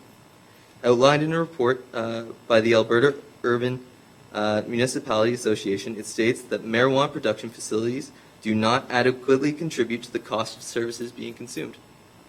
Wetlands. In Southern Ontario, wetlands in Southern Ontario are still one of the most threatened and fastest disappearing ecological zones. These areas house dozens of threatened and endangered forms of wildlife, while also playing an extremely important part in having a balanced and healthy natural environment within the Niagara region. On the land in question, there's many pockets and expanses of this very important and increasingly rare natural component. The provincial government has taken steps towards furthering the protection of these wetlands. We have concerns that this facility may not be compatible with these ecological areas. I would like to know what the township is planning on doing to ensure protection and conservation of wetlands and the diverse groups of wildlife that can call them home. Is the impact of the proposed construction on the surrounding wetlands fully understood? From the potential disturbances of water retention to pollution and waste, the possibility that the proposed zoning changes will have a direct effect on the degradation of our wetlands seems like a large enough possibility that by no means should be ignored. This issue does not affect the people. This issue does not just affect the people who live in Casterville now. This issue will affect the people of the region for generations and cannot be overlooked. Other points of interest. The Alberta Urban Municipality Association states federal, provincial, municipal interests in health and safety are currently not coordinated or aligned, leaving potential gaps that could cause public harm should facilities be located beside incompatible land uses, such as residential areas and schools. The facility being proposed will be directly beside a residential hamlet, including a church and a public library. Marijuana's impact on communities and environment. What Thurston County should consider by Michelle Horkings, Birmingham academic, Birmingham, stated, although we do not touch on,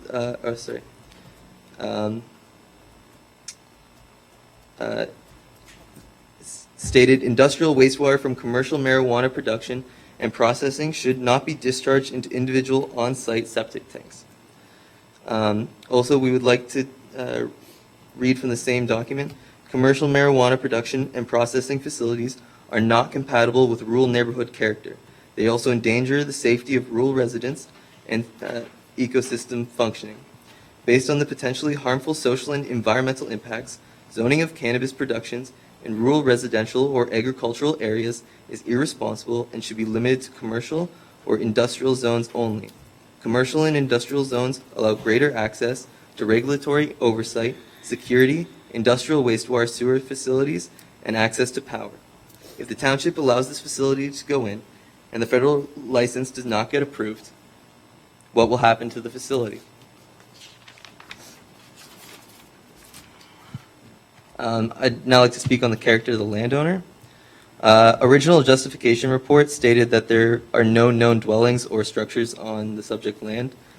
In the adjustment, the correction notes that the buildings were not observed in the air photo analysis. How reputable can a company be when it cannot see what is clearly visible, or was clearly visible from the photo or from walking the property? Or was this hidden from the report until complaints came in from residents? It states that the existence of these buildings does not have any impact on the any impact with the facility, but numerous structures, some with the conveniences of a home and electricity, built on the property without permits, should speak volumes to the character of the landowner. It has also come to our attention through a Google search that Mr. LeBlanc has also had bylaw infractions in Hamilton with his sign business, erecting a sign on his business property without a permit. You're getting very close to the line, and I may have to cut you off. Okay. Because this is not character assassination here. I'm speaking I to... understand. Yeah, I understand. Just be very careful. Oh, yeah. We're here with facts. That's as far as that goes. Okay. Yeah. Yep. So I just want to ask,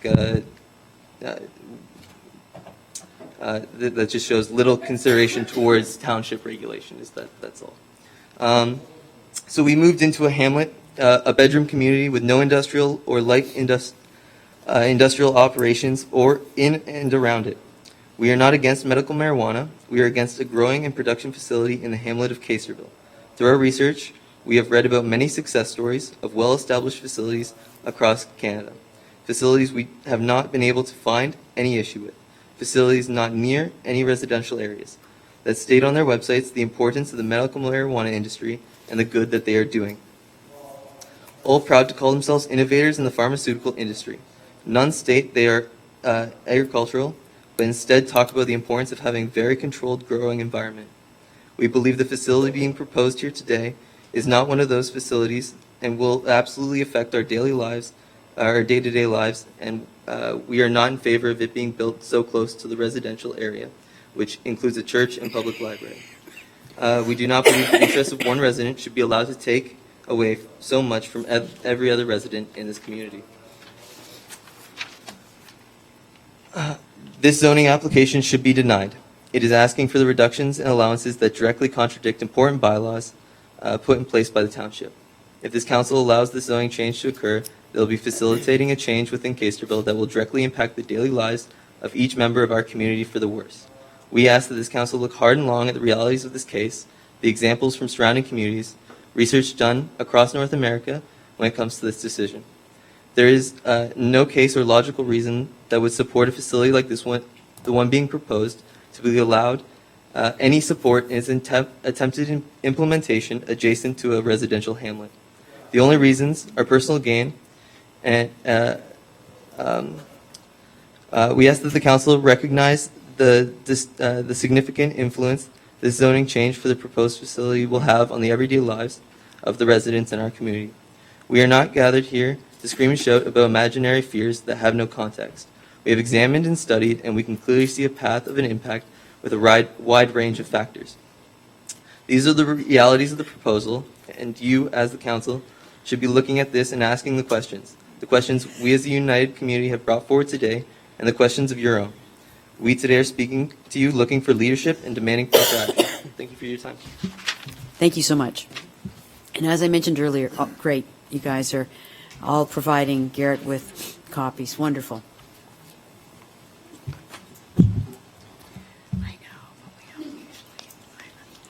I'm going to try and ask you all to conform to the 10-minute max. Your presentations have been very, very thorough, and I haven't wanted to cut you off, but in the essence of the rest of the people wanting to talk, we're probably going to go well beyond our normal witching hour at 11. So, I'll do my best. Thank you. So good evening, Council. My name is Ted Barnes. My wife, Kathy, and I live with our 2 children at 702 Broman Court in Caisterville. We've lived there since 1996. I'm here today because about a month ago we received that letter from the town outlining the proposal by the LeBlanc family. Since then, we've learned far more than we ever wanted to know about the production of marijuana. I'm going to skip over some parts in the essence of time, but the bylaw amendment states that to permit a federally licensed facility, you need an amendment, and that these facilities are not permitted in West Lincoln. The key word there is not permitted, unless the site-specific zoning bylaw is approved. West Lincoln bylaw dictates the approved medical facilities must be 150 meters from all neighboring property lines and the fence, of course. Then we all know what everybody's asking for here. I'm going to speak to setback at first. So the setback of only 8 meters to the road and 30 meters across the street is far too shallow. Council created the marijuana bylaw a few years ago, I assume after much research and input, and that requires 150 meters. Greenhouses in general require a 30-meter setback from the front law line. I was surprised to know residential homes only require a 15-meter setback. Mushroom farms, as quoted in the township's bylaw, state that it's 150 meters to any street line, making the 8-meter distance just ridiculous to me. In addition, large warehouse-style buildings so close to the road will be unsightly and will most definitely be a detraction to my property value. We all know if you put up a chicken or a hog barn, there's a very specific set of complex calculations for setback, and that's because of smell.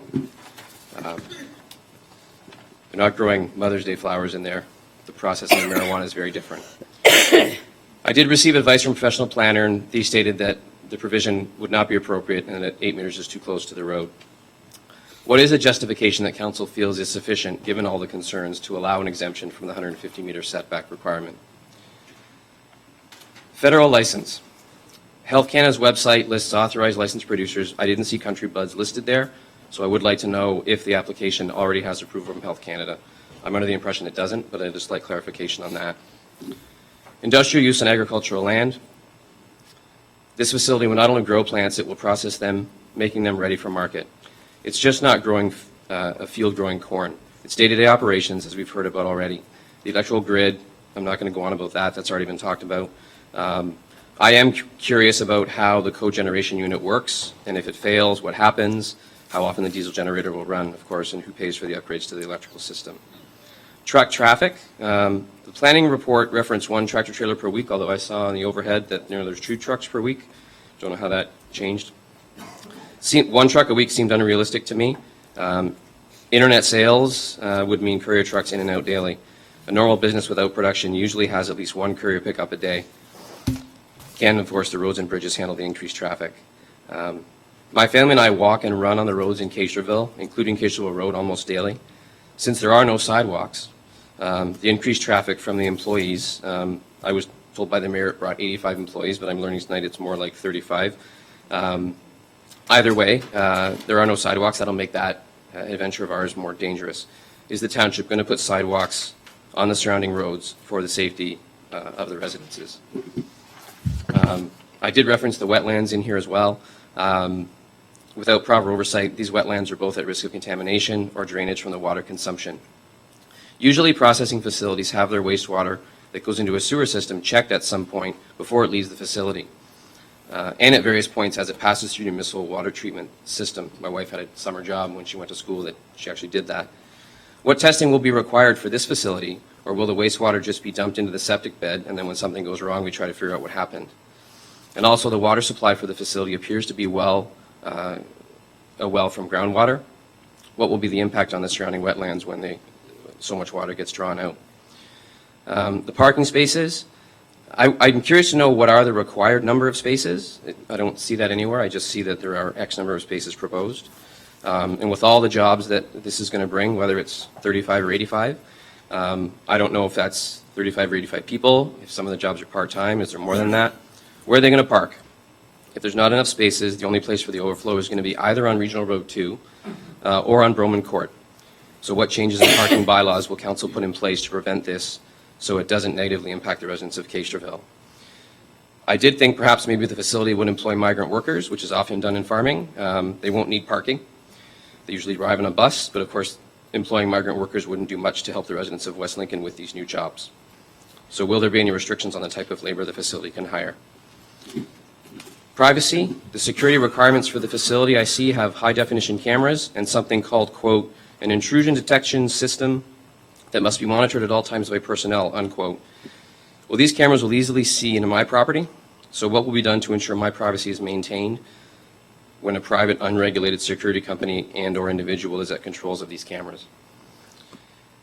Curious about are the security fencing and accessory building setbacks that are required and what is being asked for? I couldn't see that in the reports, the clarity on that. And is the privacy fencing requirement meant to surround the facility or just the north side towards Castroville? And talking about security in general, given the nature of the product produced, I don't think we could ignore that there will be an increase in the criminal activity in the hamlet. And with Castroville on the most western edge of the region, we've talked about police response time, so what's going to happen there? I did talk about light pollution here. I've read about how it will contain a system that will prevent the escape. So does that mean zero emission of light at night? And what will happen if light does escape at night? And am I going to call Health Canada on that, or am I going to call you guys? I do want to talk about the skunk-like odor and emissions. There is no shortage of stories in the media, both locally and across the country, that detail the struggles of both local residents and municipalities in dealing with the odor that these facilities present. I'm going to reference the same article in the Standard from May 30th that was talked about. So the operator there is Redicam Pharma, and their people said, quote, people close to the facility may sometimes experience variations of odors due to changing weather, humidity, direction of wind, quote. They also stated they use cutting-edge Ecolo odor management system. They again stated, as with any cannabis-producing operation, there are smells that are produced from time to time at our facility in Fenwick. Well, the mayor of Pelham agreed that smells are clearly being emitted, so there is a problem. However, Pelham believes their town has no jurisdiction, so the concerns are passed on to Health Canada, and obviously we've talked about that already.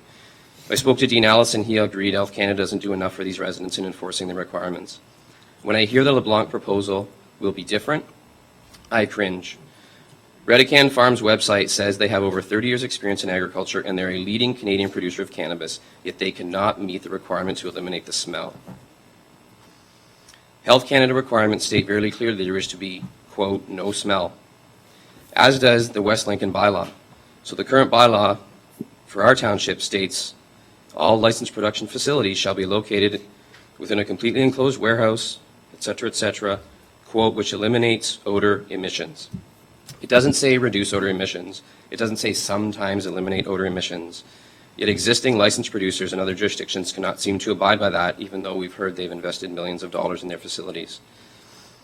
The LeBlanc application states there will be systems in place to eliminate smell. The report talks about eliminating emissions and that the proponent will be required to select an odor control system. I want to know what safeguards council will put in place to protect me and enforce the requirements for eliminating odor emissions. What will this council do differently than other municipalities who have seemed to have failed? And has council considered the cost to taxpayers of potential lawsuits arising from people getting sick from the emissions? At a previous planning meeting, there was talk about investigating in a new bylaw to enforce smell, as I believe municipalities in British Columbia did this. So has there been any progress on that? Health Canada guidelines also state the air should be filtered to prevent pollen. As a person with very bad allergies to pollen, what checks and balances will be in place to measure the pollen and any emission from the facility? So reduction in property value. There's no doubt in my mind the facility will have a negative impact on my value. I know for certain it'll limit the marketability of my home, just like having a swimming pool does. I spoke with some realtors and accredited appraisers in regards to this, and here's what they said. Realtor number one, I've asked a few in the area about this. No one really has an answer yet. Honestly, I would say people are generally scared and cautious in Canada. It would be negative. Realtor number two, did some research into production. Biggest concern you'll have is air and environment pollution. I'm not going to read his whole quote, but he goes on to talk about how when purchasing a rural property before granting a building permit, there is a form you sign ensuring you're aware of your surroundings. And then an accredited appraiser from a member, and he's a member of the Appraisal Institute of Canada. There is always a reduction in value. High-intensity grow lights, increased truck traffic, etc. that will all impact value, as well as the unsightly security fences and having the facility so close to the road. He said prospective home buyers will be concerned about the product going out the back door. It'll happen. This is what he said. It'll happen. It's happened at existing facilities. Policing is a concern, with many visits from law enforcement already to the facility at Niagara-on-the-Lake. A stigma exists with the public, and these facilities are too fresh. He then went on to tell me about a customer that he had who had sold a 1-acre lot in Niagara-on-the-Lake for $300,000. During the appraisal process, it was disclosed to the buyer that the property was near a marijuana facility. The buyer backed out. Clearly, the facility impacted that value. In submission, the fact that any prospective buyer needs to sign an acknowledgement indicating a marijuana facility is nearby makes it clear that the property values are negatively impacted. Why would you have to sign something otherwise? So again, what will council do to ensure our property values are not negatively impacted? As the subject matter experts have stated, there's most likely a negative impact. And why should the proponent profit from this venture, yet the local neighbors be penalized because of it? I did want to talk about the operator. Heard your comments about the last one, so all I will say is I think a key factor in any operation is the person in charge. Allowing a facility of this nature means fully vetting the applicant's history as required. One would need the operator to strictly follow the requirements set out for them by the various governing bodies. I was going to give you examples. I can tell you that dogs have run free for years. I've had their swans in my backyard. I can show you a picture of it chasing me. I just feel the history of being reckless with the rules gives me great concern regarding the way the marijuana facility will be managed, especially in regard to township rules, Health Canada procedure, and the aforementioned issues.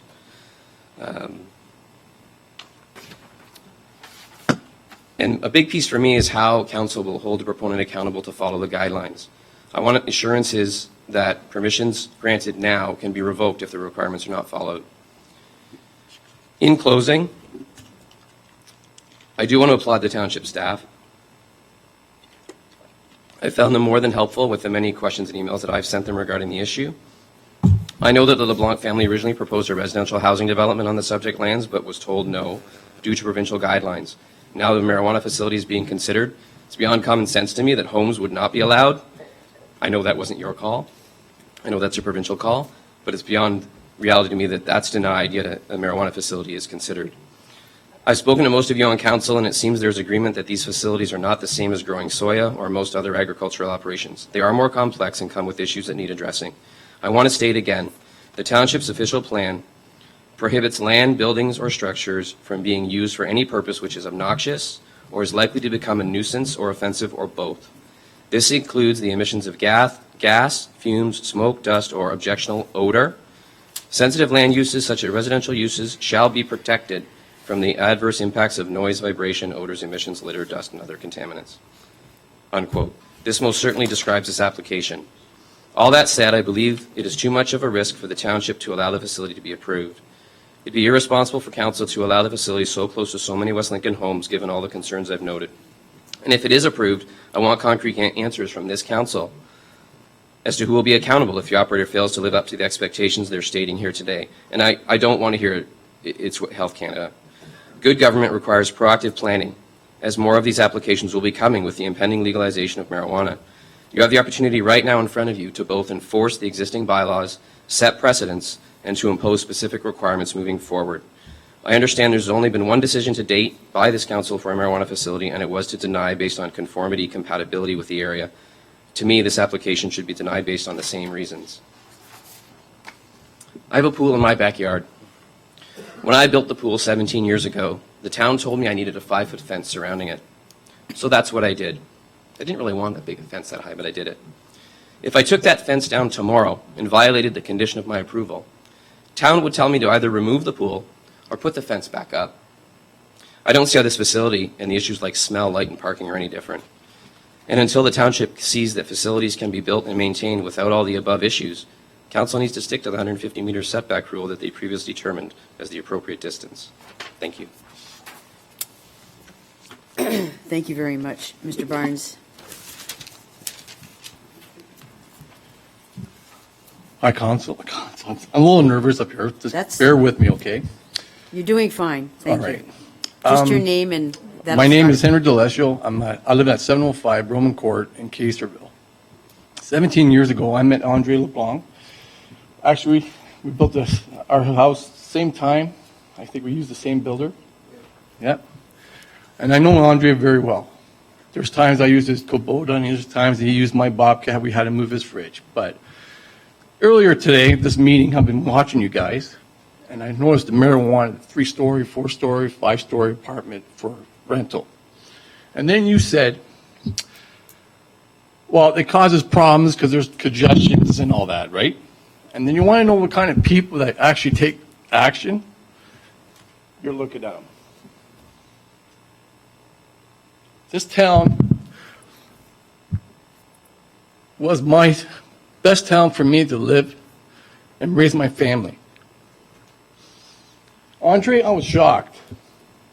I was shocked. Because you're the one who told me this is a good place to raise your family. And you told me that 17 years ago. So here I am saying my faith is in your hands. What you guys decide, you decide. Because if it does go through, I hope the mayor does get his permits to put a 4-5-story apartment because I will be renting. And that's all I have to say. And I really appreciate your time and patience. It's been long. And I really do appreciate your time. Thank you so much. Bye. Thank you. Yes, his name was Henry DeLesio. My name's Tim Van Dyke, and I live at 765 Casterville Road. My wife was up here earlier. A lot of the issues that I have in my presentation have been dealt with quite frequently, so I'm going to try to skip some of this stuff. Firstly, I'm not opposed to medical marijuana. I don't have it in this literature, but my niece has been on narcotics since she was a baby. She's a liver transplant recipient at 10 years old, and since last August, she's been on CBDs, and she hasn't touched a narcotic, and her whole life has improved. Anyways, okay, so I'll start. Okay, what I cannot understand is why this location was selected when it does not meet the criteria and is not a rational choice. West Lincoln is the largest landmass in the Niagara region, and there are more suitable locations. There are existing non-productive farmlands that meet setback requirements and have hydro in place. More importantly, there are sites that do not adjacent homes in such close proximities to communities of people that purposely move for a country quiet life, regardless of the higher cost. It concerns me greatly that we are just finding out about this proposal. Like I found out about it 4 weeks ago. I work out of town. I'm away 4 days. I'm home 4 days. I don't have a lot of time to research this. But anyways, we'll go on. The number of amendments, variances being requested is frankly over the top. The differentials to existing rules only substantiate the fact that this lot is not suitable from the get-go. It is simply a matter of common sense. Since my initial admission, there has been additional information provided, enlighten us on some of the specifics of the operation. However, I still have questions. Again, back to the 10,000 liters of diesel, cogeneration. They've dealt with that. There was a gas well on the site. When was it installed? What is it done? Was it done with a permit? Was it the setback regulations for proximities to buildings? It says X gas well, so I assume it's been capped. And when and how was it capped? Who did it? Is there a possibility the gas well can be reinstated for use? If so, would Country Bud have to apply for recommissioning? Who grants this permission? Right, if he decides to open that gas well back up. By the way, the cost to close a gas well is anywhere from $10,000 to $30,000 if it was done properly, according to what I've read. Anyways, fencing clarification.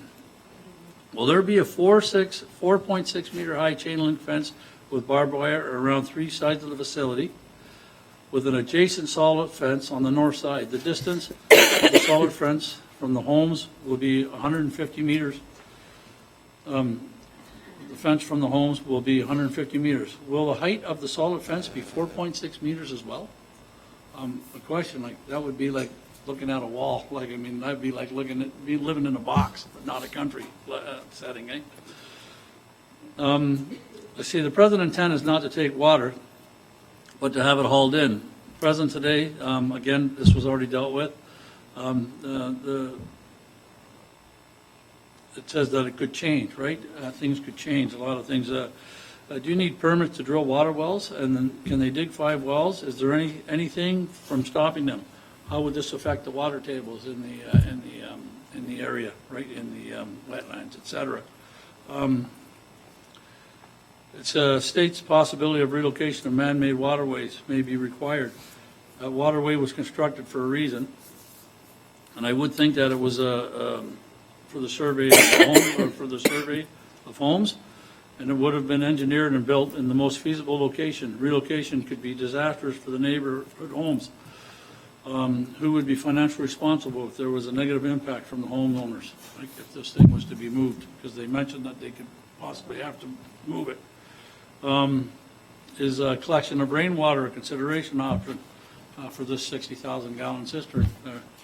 That'll affect the water tables if they start taking water off the roofs of these buildings, and again affect the wetlands. I know that there is actually a monitoring well on Indian Road by the Niagara Conservation Authority that was put in 2 years ago. I thought possibly that it might have been put in for another reason, but no, they have them located around, and there's a 24-hour monitoring that goes every day to the computers. Anyways, okay, so anyways, and then traffic impact of trucks twice a week for shipping loads. This can be taken into consideration, the water haulage. Like if they're only saying 2 trucks, they're not going to haul that kind of water supply. Recycling of water, a plant absorbs water, it doesn't give it back. It takes it, and it produces its product, right? So how are they going to recycle it? They're going to have to bring it in or get it from somewhere, which will, and in a truck, the largest truck, Tasman water haulage is 44,000 liters, right? Or 4,400 gallons, right? And anyways, that's like 12 trucks, or more. It's a lot of trucks, eh? Anyways, okay. I've got that written, 14 trucks to fill 60,000 gallon liter. So, if they're using 10,000 gallons or liters a day, you can do the math on the amount of truck traffic for that one. The frequency of truck traffic, okay, the proposal. One of the things about shipping and loading docks is trucks have backup beepers. And I lived 400 meters away from a loading dock down in Hamilton, and you could hear them all the time. Doesn't matter if your doors are closed, your windows are closed, and these homes are closer to those backup beepers than I was. So I'm expecting they'll affect them in one way or the other. And odor, the most recent information, once again, does not confirm that FUGO systems will be used. Just considered. I contacted the company regarding the chemical products. They work in conjunction with Benzo Scientific, who produces Odor Armor 420. The response is the specific chemical identifications are considered to be a trade secret and are withheld in accordance with the Code of Federal Regulations. Now, we don't know if that's U.S. regulations or Canadian regulations, but they do say may cause eye and skin irritation. Effects of repeated exposure is not known. Safety glasses and gloves are recommended. Dispose waste and residue in accordance with local authority requirements. Prevent from entering into the soils. Right? So, again, another product that may potentially affect, the wetlands and the area. What type of system is being used for air exchange? There's more than 50 different viruses, bacteria, funguses, insects, pests are known to affect the hemp crop. Marijuana is the leaves and the flowers of the hemp plant. No pesticides or fungicides are registered for the use of marijuana in Ontario. There are several airborne molds that have been identified with hemp crops in Ontario. Gray, white, and pink mold.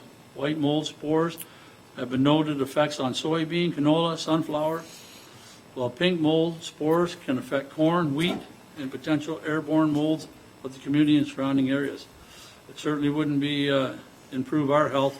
Those with respiratory ailments, allergies, will really suffer. Primarily, the winds come from the southwest, and the facility is located south of Caisterville Hamlet. So, the Pelham, again, real estate values. The Pelham area residents have issues relating to marijuana facilities. 17 homes have gone up for sale, with 10 of them being in the last 3 months. The only recent change in the area, the marijuana facility, is the marijuana facilities. I have no children, and my property is my retirement, the one that's going to allow me to go into a nursing home when it's required or whatever it is that I need to do. So I need the assets in my house, right, to be maintained. Anyways, and most businesses have future growth plans. What is Country Bud's growth vision? Concept plan can be modified if needed as overall potential development are identified. 4.0 hectares provides flexibility in location and size and need development. Permission will already be granted for expansion if the zoning bylaws is modified. Okay, there are many exceptions that are needed to be granted for the development design. Now, even IBI group said it was a challenge. How can an expansion be possible? If we are worried now, just wait until the development doubles in size. If this proposal with too many exceptions goes through, then something stinks, and it'll be more than just the pot. Something will be seriously wrong, and the optics will not look good. Anyways, I don't know if anybody knows who I am. I used to be involved in the West Lincoln Taxpayers Coalition in 1994, and at council, the people that represent the people weren't happy with the decision to build this beautiful facility, and they fought it. And I didn't think I'd have to be doing this again in my career, in my life. I'm ready to retire in January, and that's what I want to do peacefully out in Caisterville. But anyways, and there was a lot of things in my life that were affected by politicians and people that have made decisions on my behalf. One of them was the hepatitis C situation, the tainted blood. My wife was infected. She had 3 blood transfusions. I'm a secondary affected. My wife died at the age of 51. I spent 3 years. I did 18 months of chemo. I didn't walk for 6 months. I was sick the last 3 years of my life. Seatbelt law, I'm not opposed to it, but I don't agree with it. I tore the heart off the top of my son's heart in a car accident in 1996. And now, again, I'm sitting here with my future, being decided by, and my retirement, being decided by politicians. And I'm hoping that, you guys make the right decision in this. I really believe that, this is not the right fit. And I'll just leave it at that. Thank you very much. Thank you, Mr. Van Dyke. Hi, my name is Andre LeBlanc, the person, I guess I've heard my name several times here tonight. I'd like to address the worship, members of council. I can't say how much help planning has been. It's been a pleasure to deal with everybody. But when I see the passion here tonight, we're going to withdraw. We have lots to say, so we're good. So we're not doing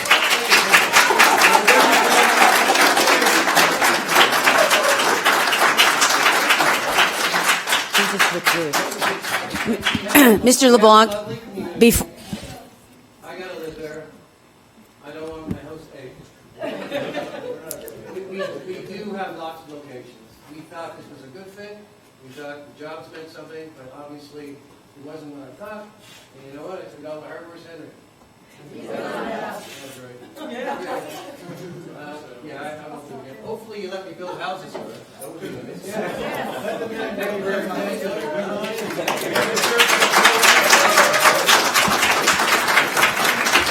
Mr. LeBlanc, this is a public meeting, and so I'm going to stay to conform to the rigor that we're required to do that. But I tell you, this isn't really a public meeting anymore.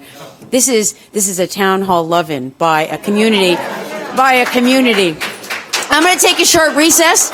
Right now, in the middle of this public meeting, we will reconvene because I think you need to talk to the people that are here. And unless I'm wrong, you are formally withdrawing your application for a cannabis facility in West Lincoln. We have a nice facility. Did you have 5 others in West Lincoln you were going to start doing tomorrow? We'll take that application when it comes and we'll deal with it as appropriate.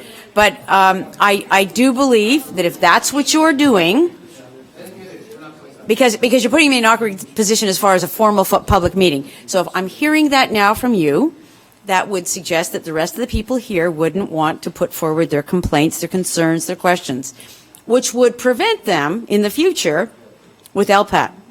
So I would like to take a 2-minute recess to talk to staff and to give you a chance to talk to these people, because I want to make sure that what we're not doing is in any way causing an undue hardship to someone who chooses to accept you for what you've just said and precludes their ability in LPAT future. So I'm taking you at your word, sir.